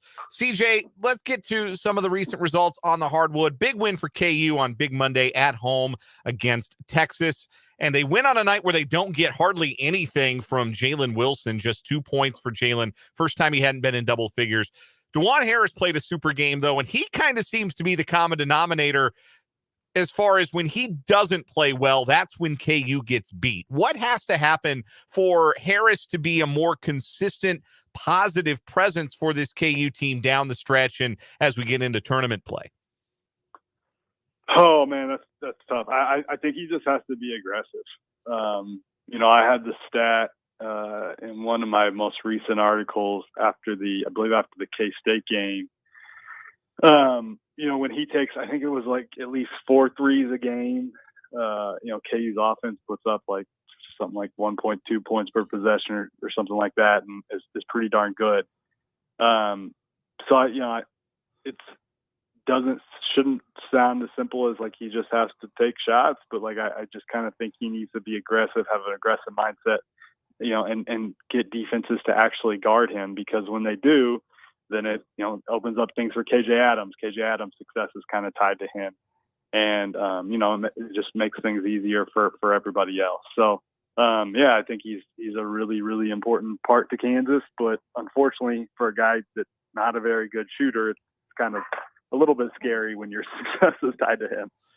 That was a Texas loss that wrapped up their Kansas road trip at 1-1. They had gone to Bramlage on Saturday, become the first team all season to beat K-State on their home floor. I got to be honest, I hadn't watched a ton of Texas before I watched them. I was at the K-State game Saturday, watched them on Monday night. They're tough as hell. They've got a bunch of bucket getters. They got a lot of veterans who know how to play. What's most impressive to you about this Texas team? And how likely is it that it holds up against a back end of the schedule that might be tougher than any of the other Big 12 contenders? Yeah, I mean, what they do is just, you said bucket getters. What they do is really, really simple. Like it's a lot of just isolation play. But it's hard to deal with Marcus Carr when he gets going. Timmy Allen is kind of a weird guy to guard because he's like a mid-range killer. Sejari Rice has like the most ridiculous shot fake there is in college basketball. It's really, really hard to guard him because of that. So they just kind of understand who they are. They're old. I think it's kind of tough to rattle them too much. Their defense can kind of come and go at times. I mean, K-State freaking put 116 points on them. But they've shored that up since then, and they're a pretty good basketball team. I think they're going to be in this race till the end of it. And they're probably one of the teams that, like, KU is kind of all over the place, right? Like they look awesome one game, they look pretty bad the next. K-State's success is tied a lot to two guys. TCU is hurting right now with Mike Miles out. Texas might be the one that's like, maybe has the least amount of possibility to fail just because they have so many dudes. Them and Baylor, I would say, are in that category. So that was a really, really, it was a good win. I know it was at home, but it was a good win for Kansas to be able to get that one, because you don't get that one, I don't think you have a shot at the Big 12 title. Speaking of K-State, they bounced back from their loss to Texas with a win over shorthanded TCU on Tuesday night. What who is the most important factor for Kansas State to stay in this race? They had lost 3 straight conference games. The second time through is always tougher in the league, particularly for a first-time head coach. What or who is the most important factor for K-State if they want to hang in the race? I think when Marquise Noel's good and efficient, they're pretty tough. Like I think he's what drives that thing. Obviously Keontae Johnson's gonna score some buckets as well, but I think Marquise is the key to that. And it's kind of like K-State, or KU and K-State are a little bit alike too. Maybe it's not Marquise and Keontae, because you're probably always going to get stuff out of them. Although I thought Marquise had hit a little bit of he was in a slump kind of, for him, and I thought he kind of got back to playing at a higher level against TCU. But for KU and K-State, sometimes it's the others. Like, what are they going to get out of Desi Sills? What are they going to get out of Cam Carter? Like, I think when they get something out of a third guy, they're a lot tougher than when it's just leaning on those two guys over and over again. And with KU, like they got, as you've seen, it's got to be more than Jalen Wilson. It's more about the others for Kansas as well. We're chatting with CJ Moore, who covers college basketball for The Athletic. You can find him on Twitter at CJ Moore Hoops, and all of his phenomenal work covering college basketball at theathletic.com. Go subscribe if you have not already. He joins us every Thursday during Big 12 basketball season for the Big 12 basketball breakdown here on 580 Sports Talk, brought to you by the 23rd Street Brewery in Lawrence. One final note on TCU, CJ. I've really enjoyed watching them this year. I think they're a fun team. I think they've got a fun brand of basketball. I like a lot of their individual pieces, but I was there at the K-State game on Tuesday just as a fan, and it sort of felt like they didn't really have an adult in the room. Like, it just seemed like things were kind of chaotic, and they really were missing someone, obviously Mike Miles, who could have settled things down and said, hey, I'm going to take control here, could kind of play floor general, to use that term. I don't know when he's going to be back. I don't know what the injury prognosis is, but how different is their ceiling with Miles to where it is without Mike Miles if he is out truly long term? I mean, with Mike Miles, I think they're a team that could make a Final Four run. I mean, their shooting is concerning, but I don't think anybody in college basketball is better at going from defense to offense than TCU. I mean, those guys freaking fly. They are an awesome transition team. Like, if you turn it over against them, or you don't get back off a defensive rebound very quickly and get organized, like, they will be at the bucket scoring. So I think they're an awesome transition team, but Mike's what makes them go. I mean, he's probably one of the best 2 or 3 players in the conference. If you're drafting players off from Big 12 teams, he'd be in consideration for the number 1 pick. And I say that knowing how awesome Jalen Wilson's been this year, but like, Mike Miles is that good. So that's a huge loss. I mean, you take Jalen Wilson off Kansas, you take Marquise Noel off Kansas State. Like, those are huge losses. So not a surprise that TCU's struggling a little bit without him. Last team I wanted to ask you about, CJ, is the West Virginia Mountaineers. They came up on the show last week, and you said, hey, they're going to have to win at least 5 of the next 7 games, or 7 of 9, whatever the number was, if they want to have a chance of getting off the bubble into the NCAA tournament. Well, they've won 2 straight. They blew out Oklahoma. They had an impressive win at home against Iowa State just the other day as well. Does this feel like it's just a little bit of a hot spurt for Bob Huggins' team, or does this feel like maybe this team is for real? Well, I thought they were really good in the non-conference, and I've said that to you guys. I think that, like, they were a legit team in the non-conference. 2 losses were Purdue, who's the best team in the country, yep, and at Xavier, who might win the Big East. And I really like Xavier's team. So, like, those weren't bad losses. They just kind of got in the Big 12, and it can happen to you. Like, you can go on a run where you just lose game after game and feel it's really hard to turn around. But schedules kind of did them some favors with a run of Texas Tech and Oklahoma, and it was getting big win the other day, getting the Iowa State win. I think 7's the number. If you get to 7 wins in the Big 12, you're looking at you've at least got a chance, and they just need to get 3 more out of their last 7 to get there. So I think they could probably get to maybe 8-9 wins or something if they keep it going. But that's a team that definitely showed something in non-conference, I think, and is kind of coming back to it now. CJ Moore covers all things college hoops over at The Athletic. Make sure you go check out all of his work, and especially those 2 features we talked about earlier, the one about KJ Adams and his mom, Yvonne, as well as Jonathan Chamochachua. That one came out earlier in the week. Absolutely phenomenal pieces. You will not regret spending time reading both of those. You can find CJ on Twitter, on social media as well, at CJ Moore Hoops, and he joins us for the basketball Big 12 breakdown every Thursday during the Big 12 hoop season. CJ, another weekend at home, or are you headed to a game on Saturday? One more weekend at home, guys. There we go. Hey, nothing wrong with that. CJ, we appreciate the time, man. We'll talk to you soon. All right, thanks. Good. That is CJ Moore from The Athletic for the Big 12 basketball breakdown here on 580 Sports Talk. I've been very impressed by West Virginia these last couple of games. They're 4-7 in league play. They've won 5 of their last 7. Yeah. And one of those was the SEC game, but still, that's impressive. They get good bench production. Like, they bring guys in off the bench that play well for them. They've got some size. I mean, they're a Bob Huggins team, so they're going to play hard on defense. And they've got some shooters. Eric Stevenson has kind of gotten in a groove shooting the ball and was really good last night.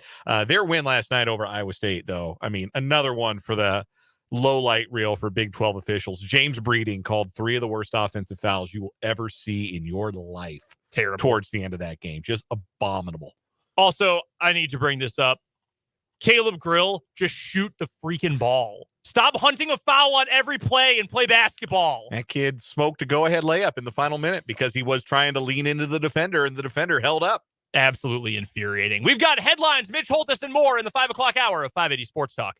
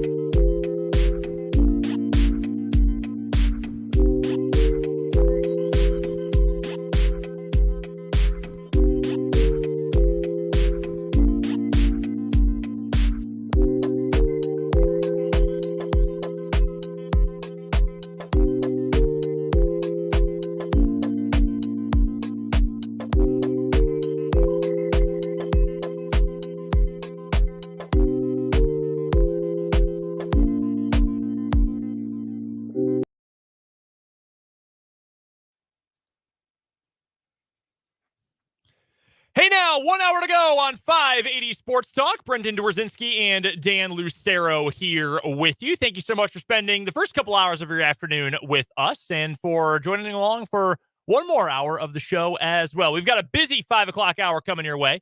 If you've missed any of what we've talked about so far, head to the website, 580wibw.com. That's where you'll find the podcast version of the show broken down hour by hour.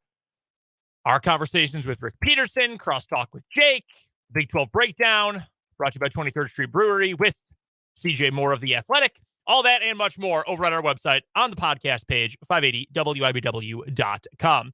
Of course, you can react and let us know about, well, your thoughts on whatever we're talking about on today's show on the Big O Tires text line, 785-272-9429. And the comment section is open on YouTube as well. Sports on 580 WIBW is where you can head for that. Coming up here in this 5 o'clock hour, along with our usual 5 o'clock staple, our 580 Sports Talk headlines, Dan and I have some Super Bowl same-game parlays for you. The good folks over at FanDuel are offering SGPs for the Super Bowl, so why not participate? Just like a normal Thursday night football game like we did during the regular season. So we'll get to that coming up this hour. And Mitch Holthus, the voice of the Kansas City Chiefs, is going to join us, brought to you by Hy-Vee and Azura Credit Union. All that is coming up over the course of the next hour right here on 580 Sports Talk. Well, let's jump right into it, I should say, and get to our 580 Sports Talk headlines for the day. Brought to you, as always, by Blue Dot of Kansas. You can go visit online at bluedotkansas.com. There's really not a whole lot of Super Bowl news out there right now. All quiet on the Super Bowl front today. Yeah. We'll get you injury reports before the end of the show if they do pour in by 6 o'clock. We haven't gotten a full update from either the Eagles or Chiefs yet. Assume it'll be mostly clean. It was almost entirely clean for both teams yesterday, save for some rest for the Eagles. So we will get you that as soon as we can. Some positive rumblings about Kadarius Toney. Yep. Andy Reid earlier today saying that Toney was running around like crazy yesterday and that he would see how it looked during practice today, but certainly optimistic, even though all Reid would offer when asked if Toney would play on Sunday was we'll see. Also, Diana Rossini of ESPN reported that Patrick Mahomes did not feel any sharp shooting pain in his leg as he went through practice yesterday. So that is just kind of general soreness in that ankle that he is going to have to work through. There's also apparently a bit of an illness that has gone through the Chiefs locker room. Chris Jones, in particular, afflicted, said he was a little bit under the weather when he spoke with the media yesterday afternoon, but nothing concerning, at least as far as we are aware. Maybe there were 10 guys who didn't practice today, and it's because they have the sniffles, but I feel like we would have heard about that before the participation report came out. I would imagine so. Diana Rossini also had a tweet that came out earlier, just about an hour ago, which I don't think intended to make Patrick Mahomes sound like a total tryhard, but definitely did. Says the Chiefs practiced in shorts yesterday, but Patrick Mahomes was the only one who had on his shoulder pads and helmet. He spent Wednesday testing out the ankle. I was told there were no sharp pains going up his leg, just some soreness. Today they went full speed. Like saying, well, no one else wore pads, but Pat's built different, so he wore pads and a helmet. Makes him sound like a total tryhard. Very funny. So again, we'll get you updates before the end of the show if anything pours in from Glendale.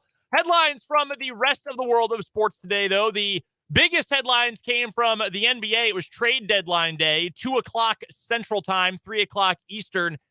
And boy, there were a lot of trades. Kevin Durant is on the move. That was last night. He is going to the Phoenix Suns. They gave up a bunch of picks, and they're getting Kevin Durant. They also gave up Mikal Bridges, who's become a very nice NBA player.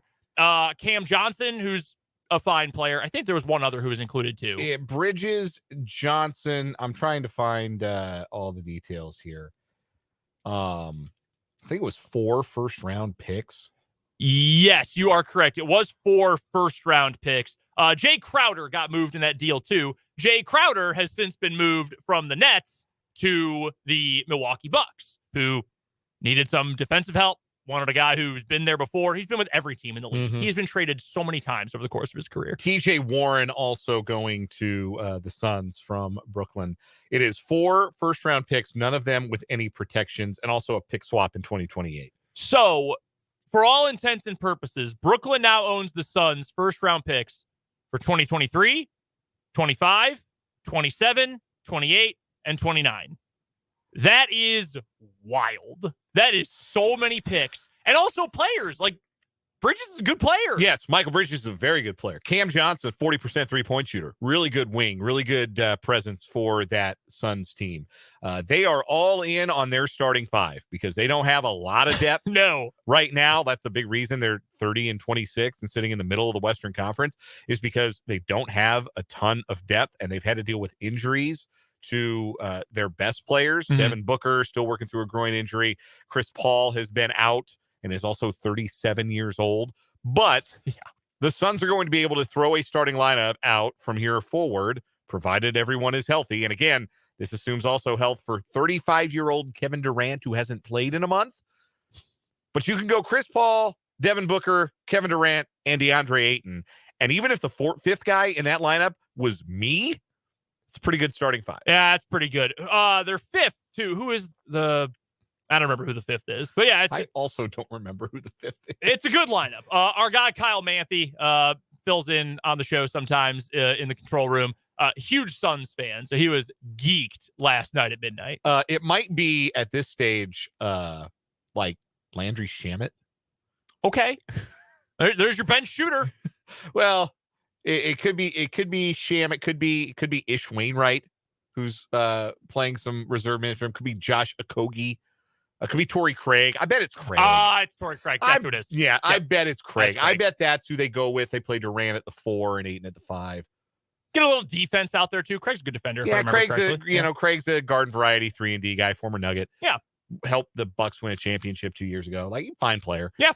Not a lot coming up. Like, yeah, you got Shamet, Warren, Campaign. They did get Dario Saric. He's played well for them this year. Like Jock Landale, Bismack Biyombo. Jake's guy. Yeah. Jack Lovedale. Jack Lovedale.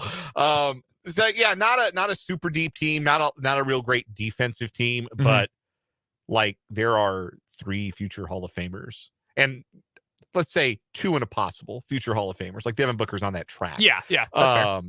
2 and a possible future Hall of Famers in that lineup. And then like a max guy in the middle in DeAndre Ayton. Here's the problem. Booker's body is very old. Chris Paul and Kevin Durant are very old. All 3 of those guys have dealt with injuries, like the kinds of like things that nag you throughout this season. Yep. And DeAndre Ayton doesn't get along with the coach. Hates him. Yes. Those 2 do not like each other. They have oil and water, him and Right. Monty Williams. So this could combust, but the ceiling now for the Suns is NBA championship. And that was not the case before they made this trade. No. So they had to do it. Other trades that happened today. Today's theme in the NBA trade world was second round picks do not matter and we don't care if we have them. There were so many trades that involved 5 second-round picks. For example, the Milwaukee Bucks to get Jay Crowder from the Nets, get their defensive stopper out there. They get rid of 5 picks in the second round, 3 to Brooklyn, 2 to Indiana. Indiana also got reserve guard George Hill, Serge Ibaka, Jordan Nwora also going to Indiana in that deal. The Denver Nuggets got a backup center from the Los Angeles Lakers, Thomas Bryant, former Indiana Hoosier.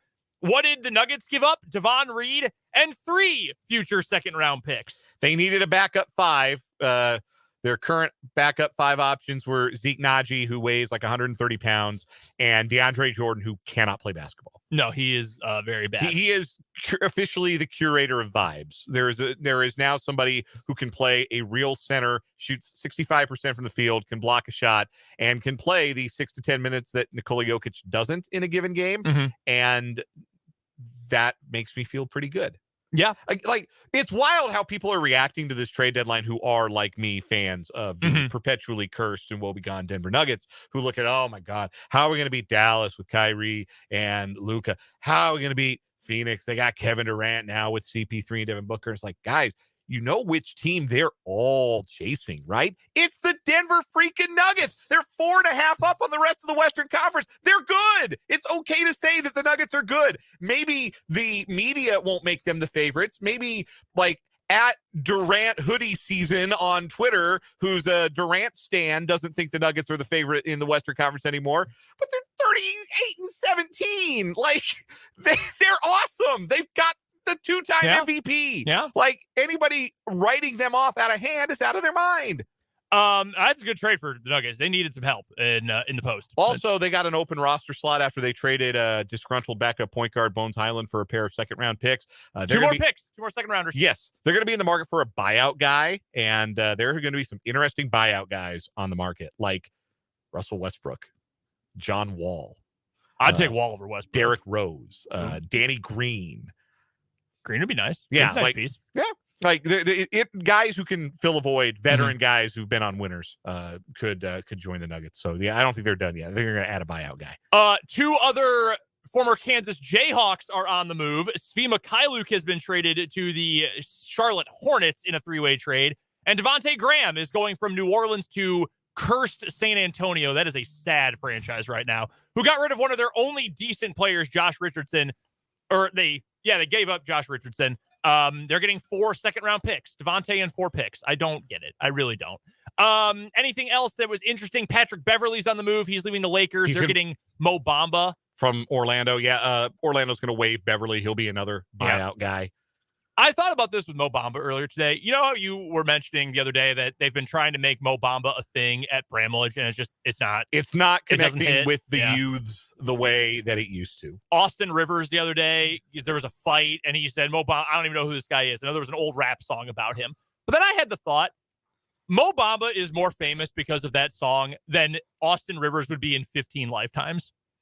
Like, the world over. I cannot describe to people who were not like in the club scene at the time when Mo Bamba came out, how big that song was. That's an all-time. You had to be there. I had never seen the music video until today. Black and white with a broken foot. Yeah, he's on crutches. Yeah, it's amazing. That is an incredible video. No, but yeah, it doesn't move the crowd like it used to because there's a big like needle drop moment where everyone swears. Sheck West says 3 consecutive words that we are not allowed to say on the radio. No, we get fired. Yes, immediately. The first one would be enough to get us fired. They actually are in decreasing level of would get us fired. Yeah. As it happens. That's actually true. Yeah. Anyway. First one's the worst one. Yeah, exactly. So, yeah, you lead off with the big bad. But anyhow, 3 consecutive curse words. And you know how much Kansas State fans enjoy cursing. A lot. And you know how much college students of all stripes like to be able to just yell curse words out loud with their friends. Correct. And even that's not getting the crowd hyped when they play Mo Bamba at Bramlage. It's just like they didn't play it on Tuesday. They played Sandstorm instead. That went over way better. They played the freaking club remix of it. That thing went on forever. Yes. Every single second of the media timeout was Sandstorm. Yeah. Took a long time. And because the crowd chanted KSU, they'll play it again at the next one. Playing it. What headlines do you have for us today? Let's go to continuing our blue dot of Kansas headlines. We have a World Baseball Classic coming up this year. There will be a couple of Kansas City Royals representing their countries when the World Baseball Classic takes place in March. In fact, today is roster release day, and I have Team USA in front of me, and there are a pair of Kansas City Royals who will be representing the red, white, and blue. Brady Singer and Bobby Witt Jr. are on Team USA. They had previously indicated their interest and that they were going to play and had previously been announced as members of the player pool. So Bobby Witt Jr. and Brady Singer will be playing for Team USA. Here's the position player group for Team USA. Pete Alonso, Tim Anderson, Nolan Arenado, Mookie Betts, Paul Goldschmidt, Kyle Higashioka, Jeff McNeil, Cedric Mullins, JT Realmuto, Kyle Schwarber, Will Smith, Mike Trout, Kyle Tucker, Trey Turner, and Bobby Witt Jr. So that you're probably going, let's game this out a little bit. Realmuto or Smith behind the dish. I'd lean Will Smith. I think he's surpassed Realmuto as the best catcher in baseball. Okay. I'd lean Will Smith, but either one, that's your catching duo. Pete Alonso or Kyle Schwarber at first base. You might be able to platoon there. Your second baseman, it could be if you wanted to play Trey Turner out of position, you could do it. Jeff McNeil could maybe handle second base. Turner is your shortstop. If it's not him, it's probably Bobby Witt Jr. Yeah. Nolan Arenado, maybe the best third baseman ever at third base. Your outfield looks like something like Mookie Betts, Kyle Tucker, and Mike Trout. Decent. Yeah, it's pretty good. Decent. And by the way, I left out in the discussion of this the National League MVP, Paul Goldschmidt, who might DH. So there is a DH. That's what I thought. Yes, there's a DH in the World Baseball Classic. And not bad. Yeah, that team whips ass. Here's your pitching staff.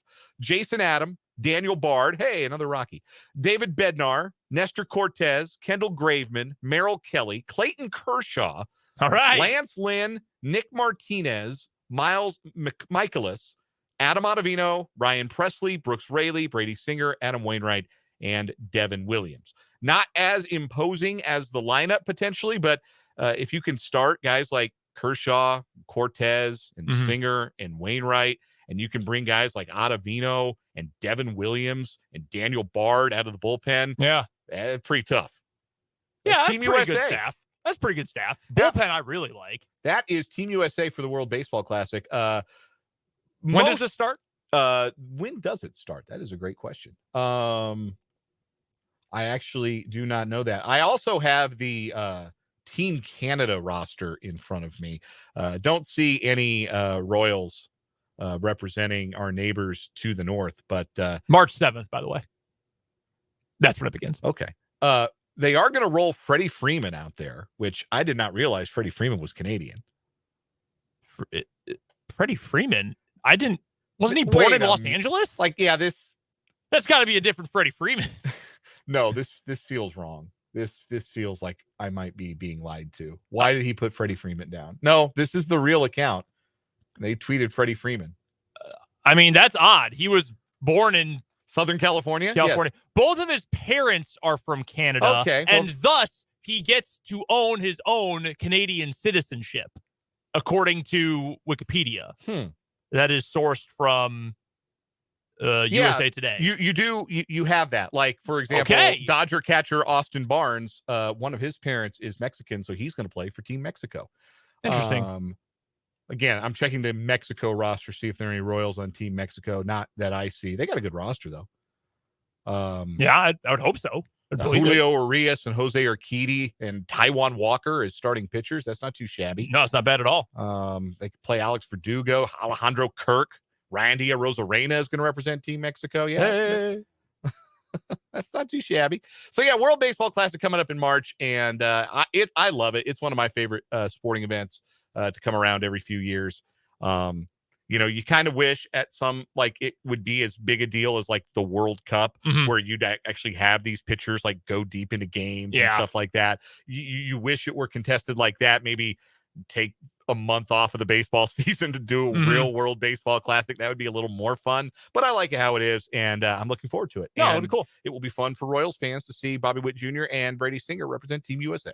One final headline for me today. The Pac-12 is potentially looking to expand with teams that you would not have possibly ever have expected. George Kliavkoff, the commissioner of the Pac-12, was in attendance at the SMU basketball game earlier this week. The school refused to acknowledge that he was there and would not comment on the matter, even though every single photographer in the greater Dallas-Fort Worth metro area was there at the game taking pictures of George Kliavkoff.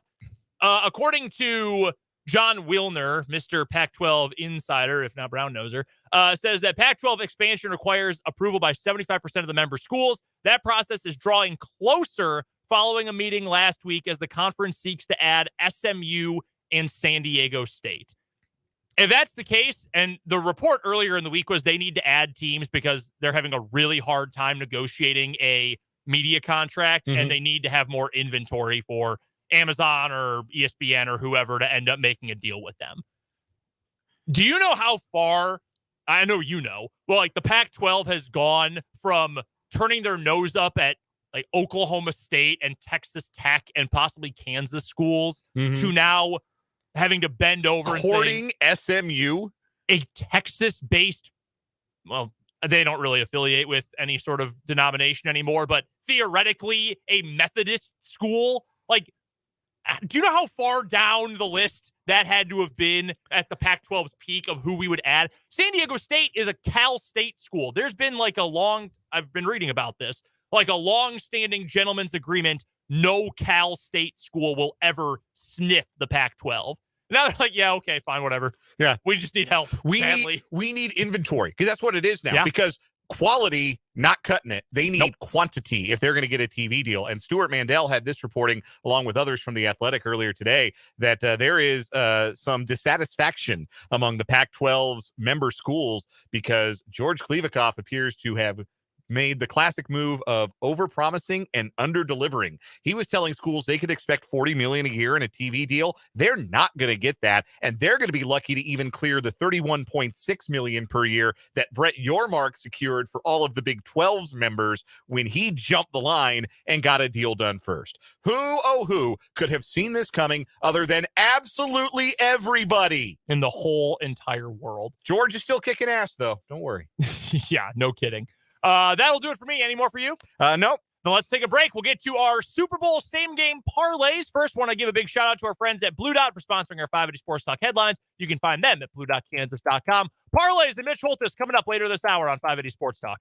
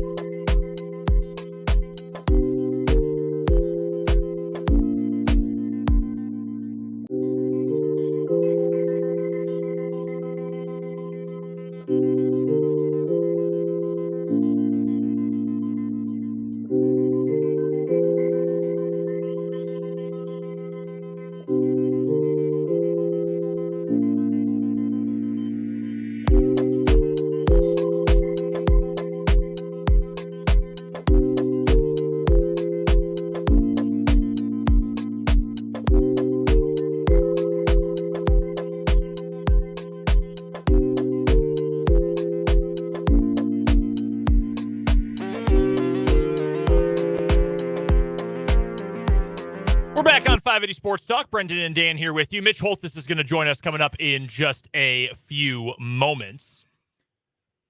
The good folks over at FanDuel are bringing back their no sweat same game parlays for Super Bowl 57. So, thought, let's go back to the regular season when we used to do these every single Thursday ahead of Thursday Night Football. They are our weekly staple same game parlays for this coming Sunday's Super Bowl between the Chiefs and the Eagles.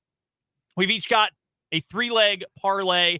I think I am going to, in fact, I already did wager mine. I already put money down on mine. Dan, why don't you go first? What is your action for our SGPs? So I put mine, I've already bet mine as well. I've got 3 legs here. I've got the Chiefs on the money line. I guess that's a spoiler for tomorrow. They are still plus value on the money line, plus 104.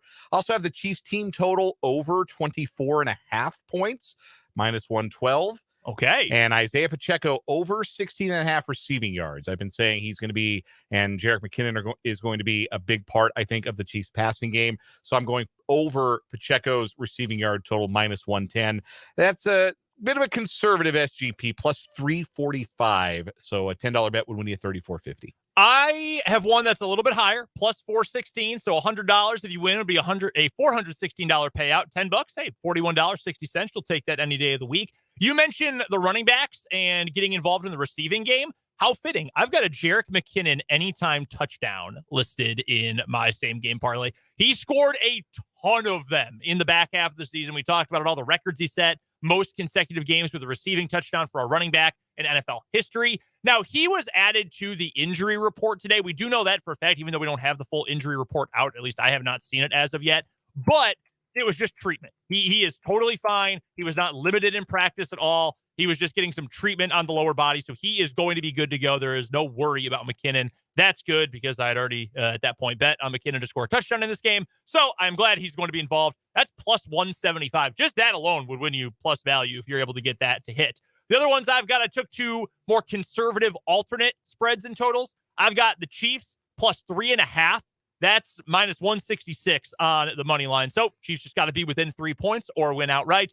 And I lowered the total a little bit. I went with an alternate total of 47.5. I thought 48 was a better number than right around 50 where it was when I made this. That's plus 416. I'm feeling pretty good. I think we've both I've openly said I'm picking the Chiefs already. I think we've both kind of telegraphed that. Jake was very hesitant about making his pick, wanted to save it. He's not giving it away on our show. You got to listen to his. Yeah, it's fine. I mean, yeah, that's fair. Would have been nice, but whatever. That's fine. Still hoard your content for yourself.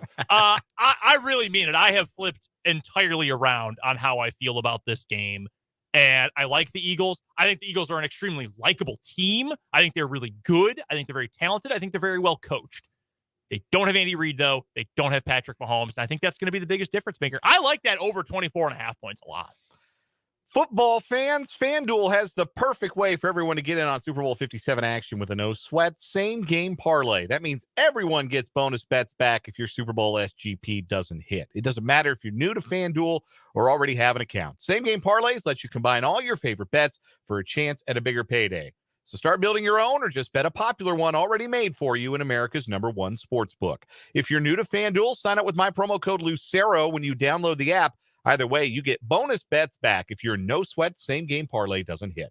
Make every moment more with FanDuel, official sportsbook partner of the NFL. Must be 21 and present in Kansas. 3 or more legs. Minimum $1 bet required. Refund issued as non-withdrawable bonus bet, which expires 7 days after receipt. Max bonus $5 unless otherwise specified. Restrictions apply. See terms at sportsbook.fanduel.com. FanDuel is offering online sports wagering in Kansas under an agreement with Kansas Star Casino, LLC. Gambling problem? Getting help's your best bet. Call 1-800-522-4700 or visit ksgamblinghelp.com. The voice of the Kansas City Chiefs, Mitch Holthus, joins us live from Glendale, Arizona next on 580 Sports Talk.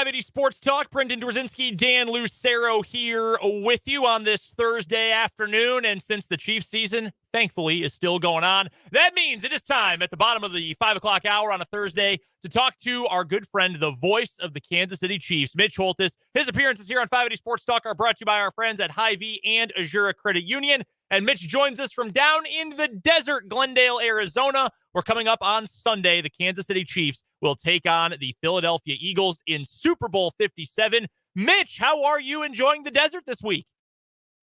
Well, it's been active. It's been a lot to answer your question, but it's what a blessing to be here 3 times in 4 years, and especially the middle one was just weird, COVID, and we didn't go till a couple days before. But now this has been full on. Got here Sunday with the team, and it hasn't stopped. You try to get some sleep when you can, but there's just a lot going on and a lot of excitement.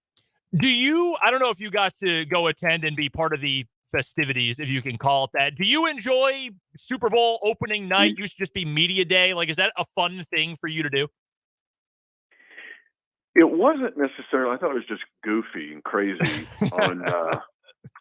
in Miami. We didn't have it in Tampa, but this one was better. Maybe I was ready for the goofiness and craziness, but it didn't seem to be as goofy and crazy, and it was actually kind of fun this time. The fact that they also had it in the Suns, it was in Footprint Arena, so it was the Suns' place, not a baseball park. Miami had it where the Marlins played, and it just seemed kind of strange, a little bit weird with just too big. This was better, a little more intimate and more fun than crazy, and I thought that was cool. No, that's definitely a positive thing, because we've all seen the highlights and the old videos and stuff. It definitely can get a little bit weird on opening night. Oh, yeah.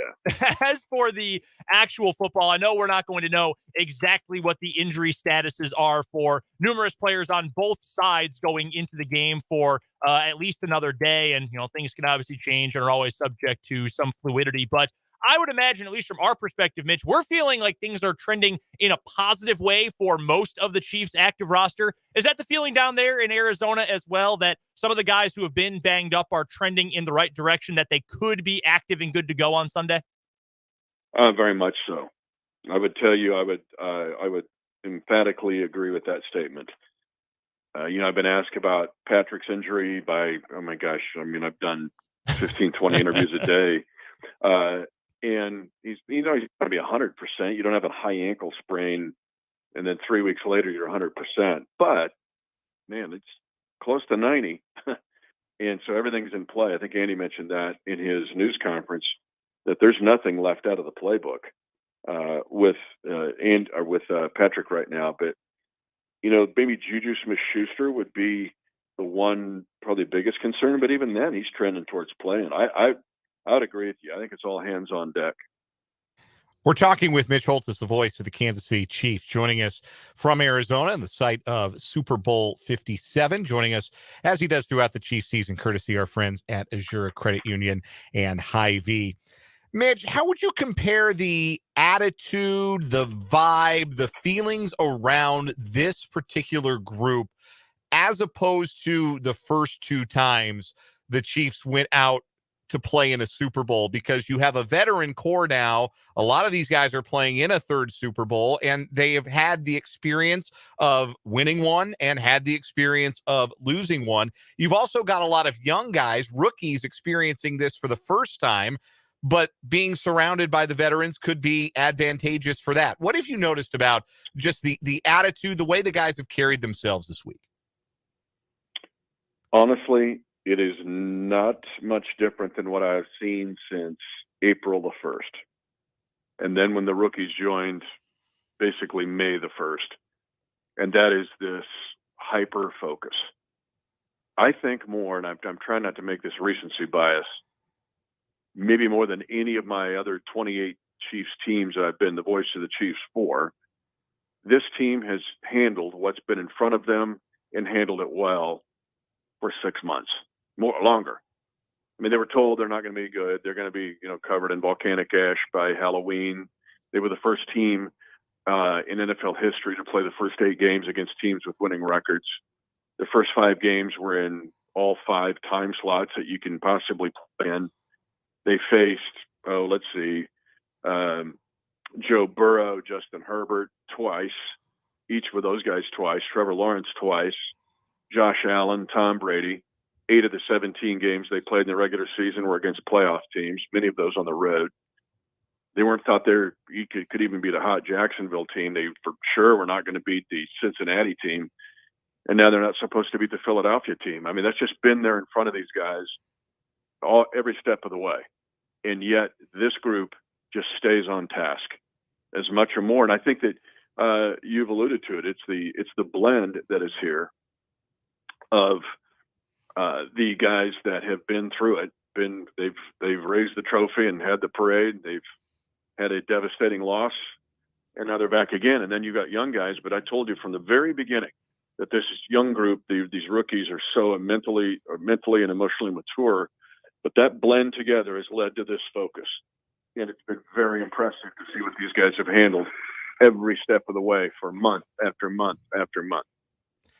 When it comes to this matchup against a Philadelphia Eagles team that, like the Chiefs, sat atop the conference standings for the better part of the season and has made it to the postseason or made it to the Super Bowl as the number 1 seed from their conference, what is the aspect of it that is the most exciting to you as somebody who just loves the sport of football? What matchup or what aspect of this Super Bowl matchup is the most exciting, the thing that promises the most fireworks?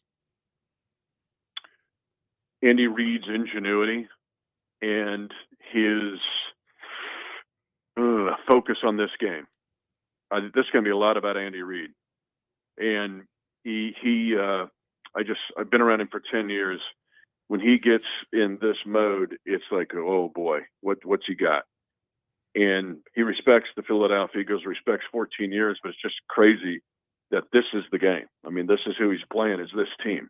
And I think you're just going to see, just get ready for everything. And I also think that there's the underrated guys who are just not given much credit can make some big-time impact plays, not only on offense, but on defense as well. I think Trent McDuffie's about ready to make a big explosive play. I think special teams, there will be at least 1, maybe 2 big-time explosive plays. I don't know if they can be a variety of things, a return, a big hit to cause a muffed kick or punt, a block kick. I sense that's coming here in this game. And Philadelphia's good. They're really, really, really good. But I'm excited for the Chiefs to attack this game, most notably Andy Reid attacking this game. A lot is made of the Eagles' defensive line and their defense as a whole. And frankly, a lot should be made about them. They led the league in sacks by quite some distance. They've been dominant so far in the postseason. I'm hard-pressed to think of a defensive line as deep because of some of the additions that they've been able to make throughout the season. Robert Quinn, Ndamukong Suh, Linval Joseph, to what was already a pretty deep group to begin with. But do you think that there might be some underselling of the Chiefs' offensive line in the discussion of what the Eagles do defensively? Because I think there are a lot of people who look at the sack number and just assume that this is going to be a game that the Eagles can control up front. And maybe that's underrating what has been an outstanding Chiefs offensive line all season. Yeah, thank you for saying it, because yes, that's also a part of this game, that this Chiefs offensive line has been undersold. Not just the 3 Pro Bowlers, but Trey Smith and Andrew Wiley really had a very good game against Cincinnati. He was locked in after having struggled against Cincinnati in the regular season. Now, the defensive line of Philadelphia is, you mentioned the sacks. I mean, they have 78, counting the postseason. That's the most since the 1985 Bears, okay, who most think is the best defense ever in the history of the National Football League. So there is that, and you have to respect the ability to rush the quarterback from 4 guys that have double-digit sacks. I mean, that's crazy. That's like looking at the old purple people eaters of the 70s and the 60s of the Minnesota Vikings. But across the board, they're strong. I mean, you look at Sweat, and most notably Javon Hargrave and Fletcher Cox, and down the line, Hassan Reddick's had an incredible year. But the Chiefs offensive line handled the Cincinnati defensive line. Everybody just kind of buzzkilled that. And the fact that Cincinnati's defensive line is good. Sam Hubbard, Hendrickson, DJ Reader, and they, obliterated Buffalo in the divisional playoff game.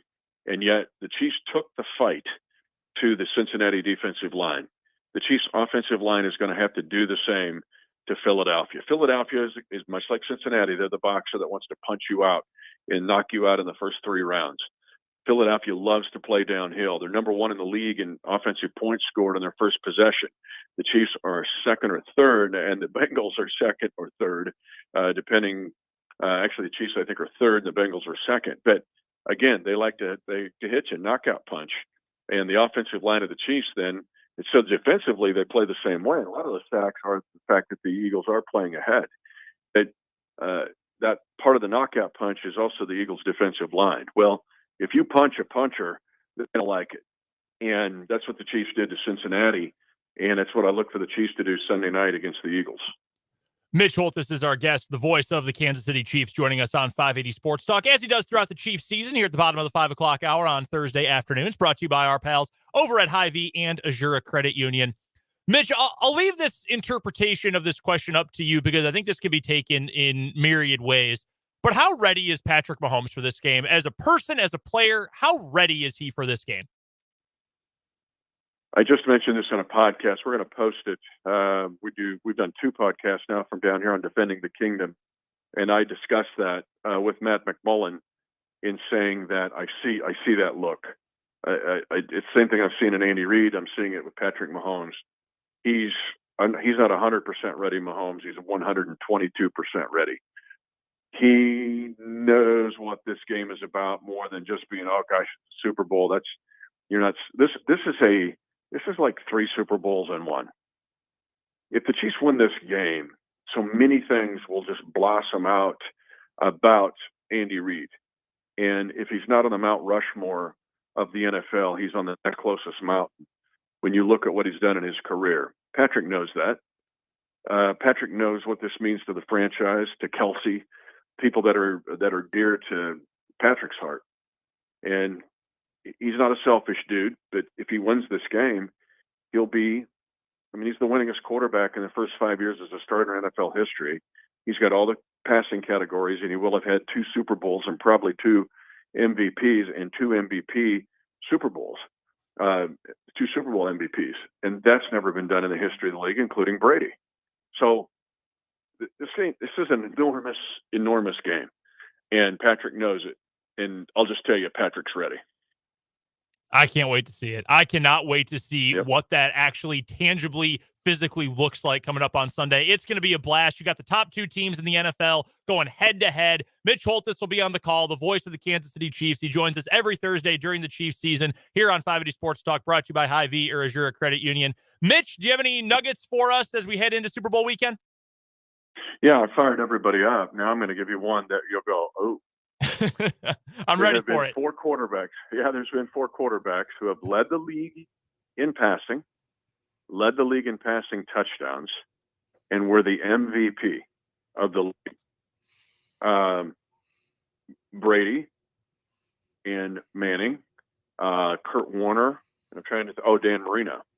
So think about this now. They were number 1 in passing, number 1 in passing touchdowns. They were the NFL MVP, and all 4 of those guys played in Super Bowls that year. All 4 lost the Super Bowl. If Patrick Mahomes wins this game, he will be the first to check all those boxes in the history of the National Football League. He'll be MVP tonight. They're going to announce that probably. But then to lead the league in passing touchdowns, to be a 1 seed, I'm going to throw that in there too, to be a 1 seed and win the Super Bowl. It's never happened. 4 other times didn't work with 4 of the greatest to ever play. So that just gives you an idea historically of what's going to happen Sunday night. That is absolutely incredible. Mitch, have the time of your life calling the game on Sunday. I know it's going to be a blast for you and the whole crew. Can't wait to talk to you next week. Hopefully it is all celebratory as we talk about a Chiefs Super Bowl win, but enjoy the game coming up on Sunday. I know we will too. I shall. We'll attack it. Thanks, guys. It's been a long 27 weeks of walking through this season. We started, I think I counted 27 or 28 weeks ago, and man, what a year. It has been an incredible one. Mitch, you're the absolute best, man. We'll talk to you soon. Okay, guys. That is Mitch Holthus, the voice of the Kansas City Chiefs.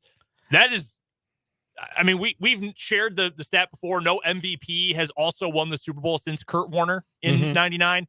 That's incredible. Like, that many statistical outliers, statistical greatness.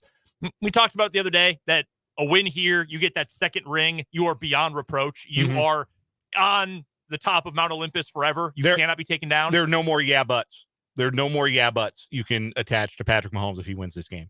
And I mean, obviously, this isn't his last season in the NFL. Like, he's going to have more chances, and he may win more. Even if he doesn't win on Sunday, he may go get another one or two or more down the line. But yeah, you got a chance to check a big old box and eliminate the buts from your career's narrative before you turn 28. It's incredible. That is remarkable. We have the injury report. Oh, let's get to it real quick. We do have the injury report. One thing worth noting here, L'Jarius Sneed did not appear on the participation report yesterday. He's on it today, limited with a knee.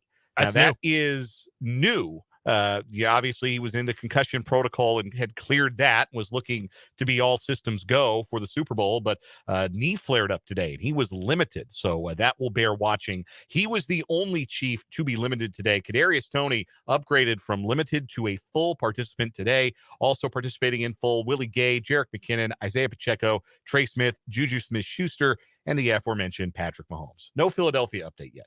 Good to know. We've got to take a quick break. We'll get to a quick final word after this on 580 Sports Talk.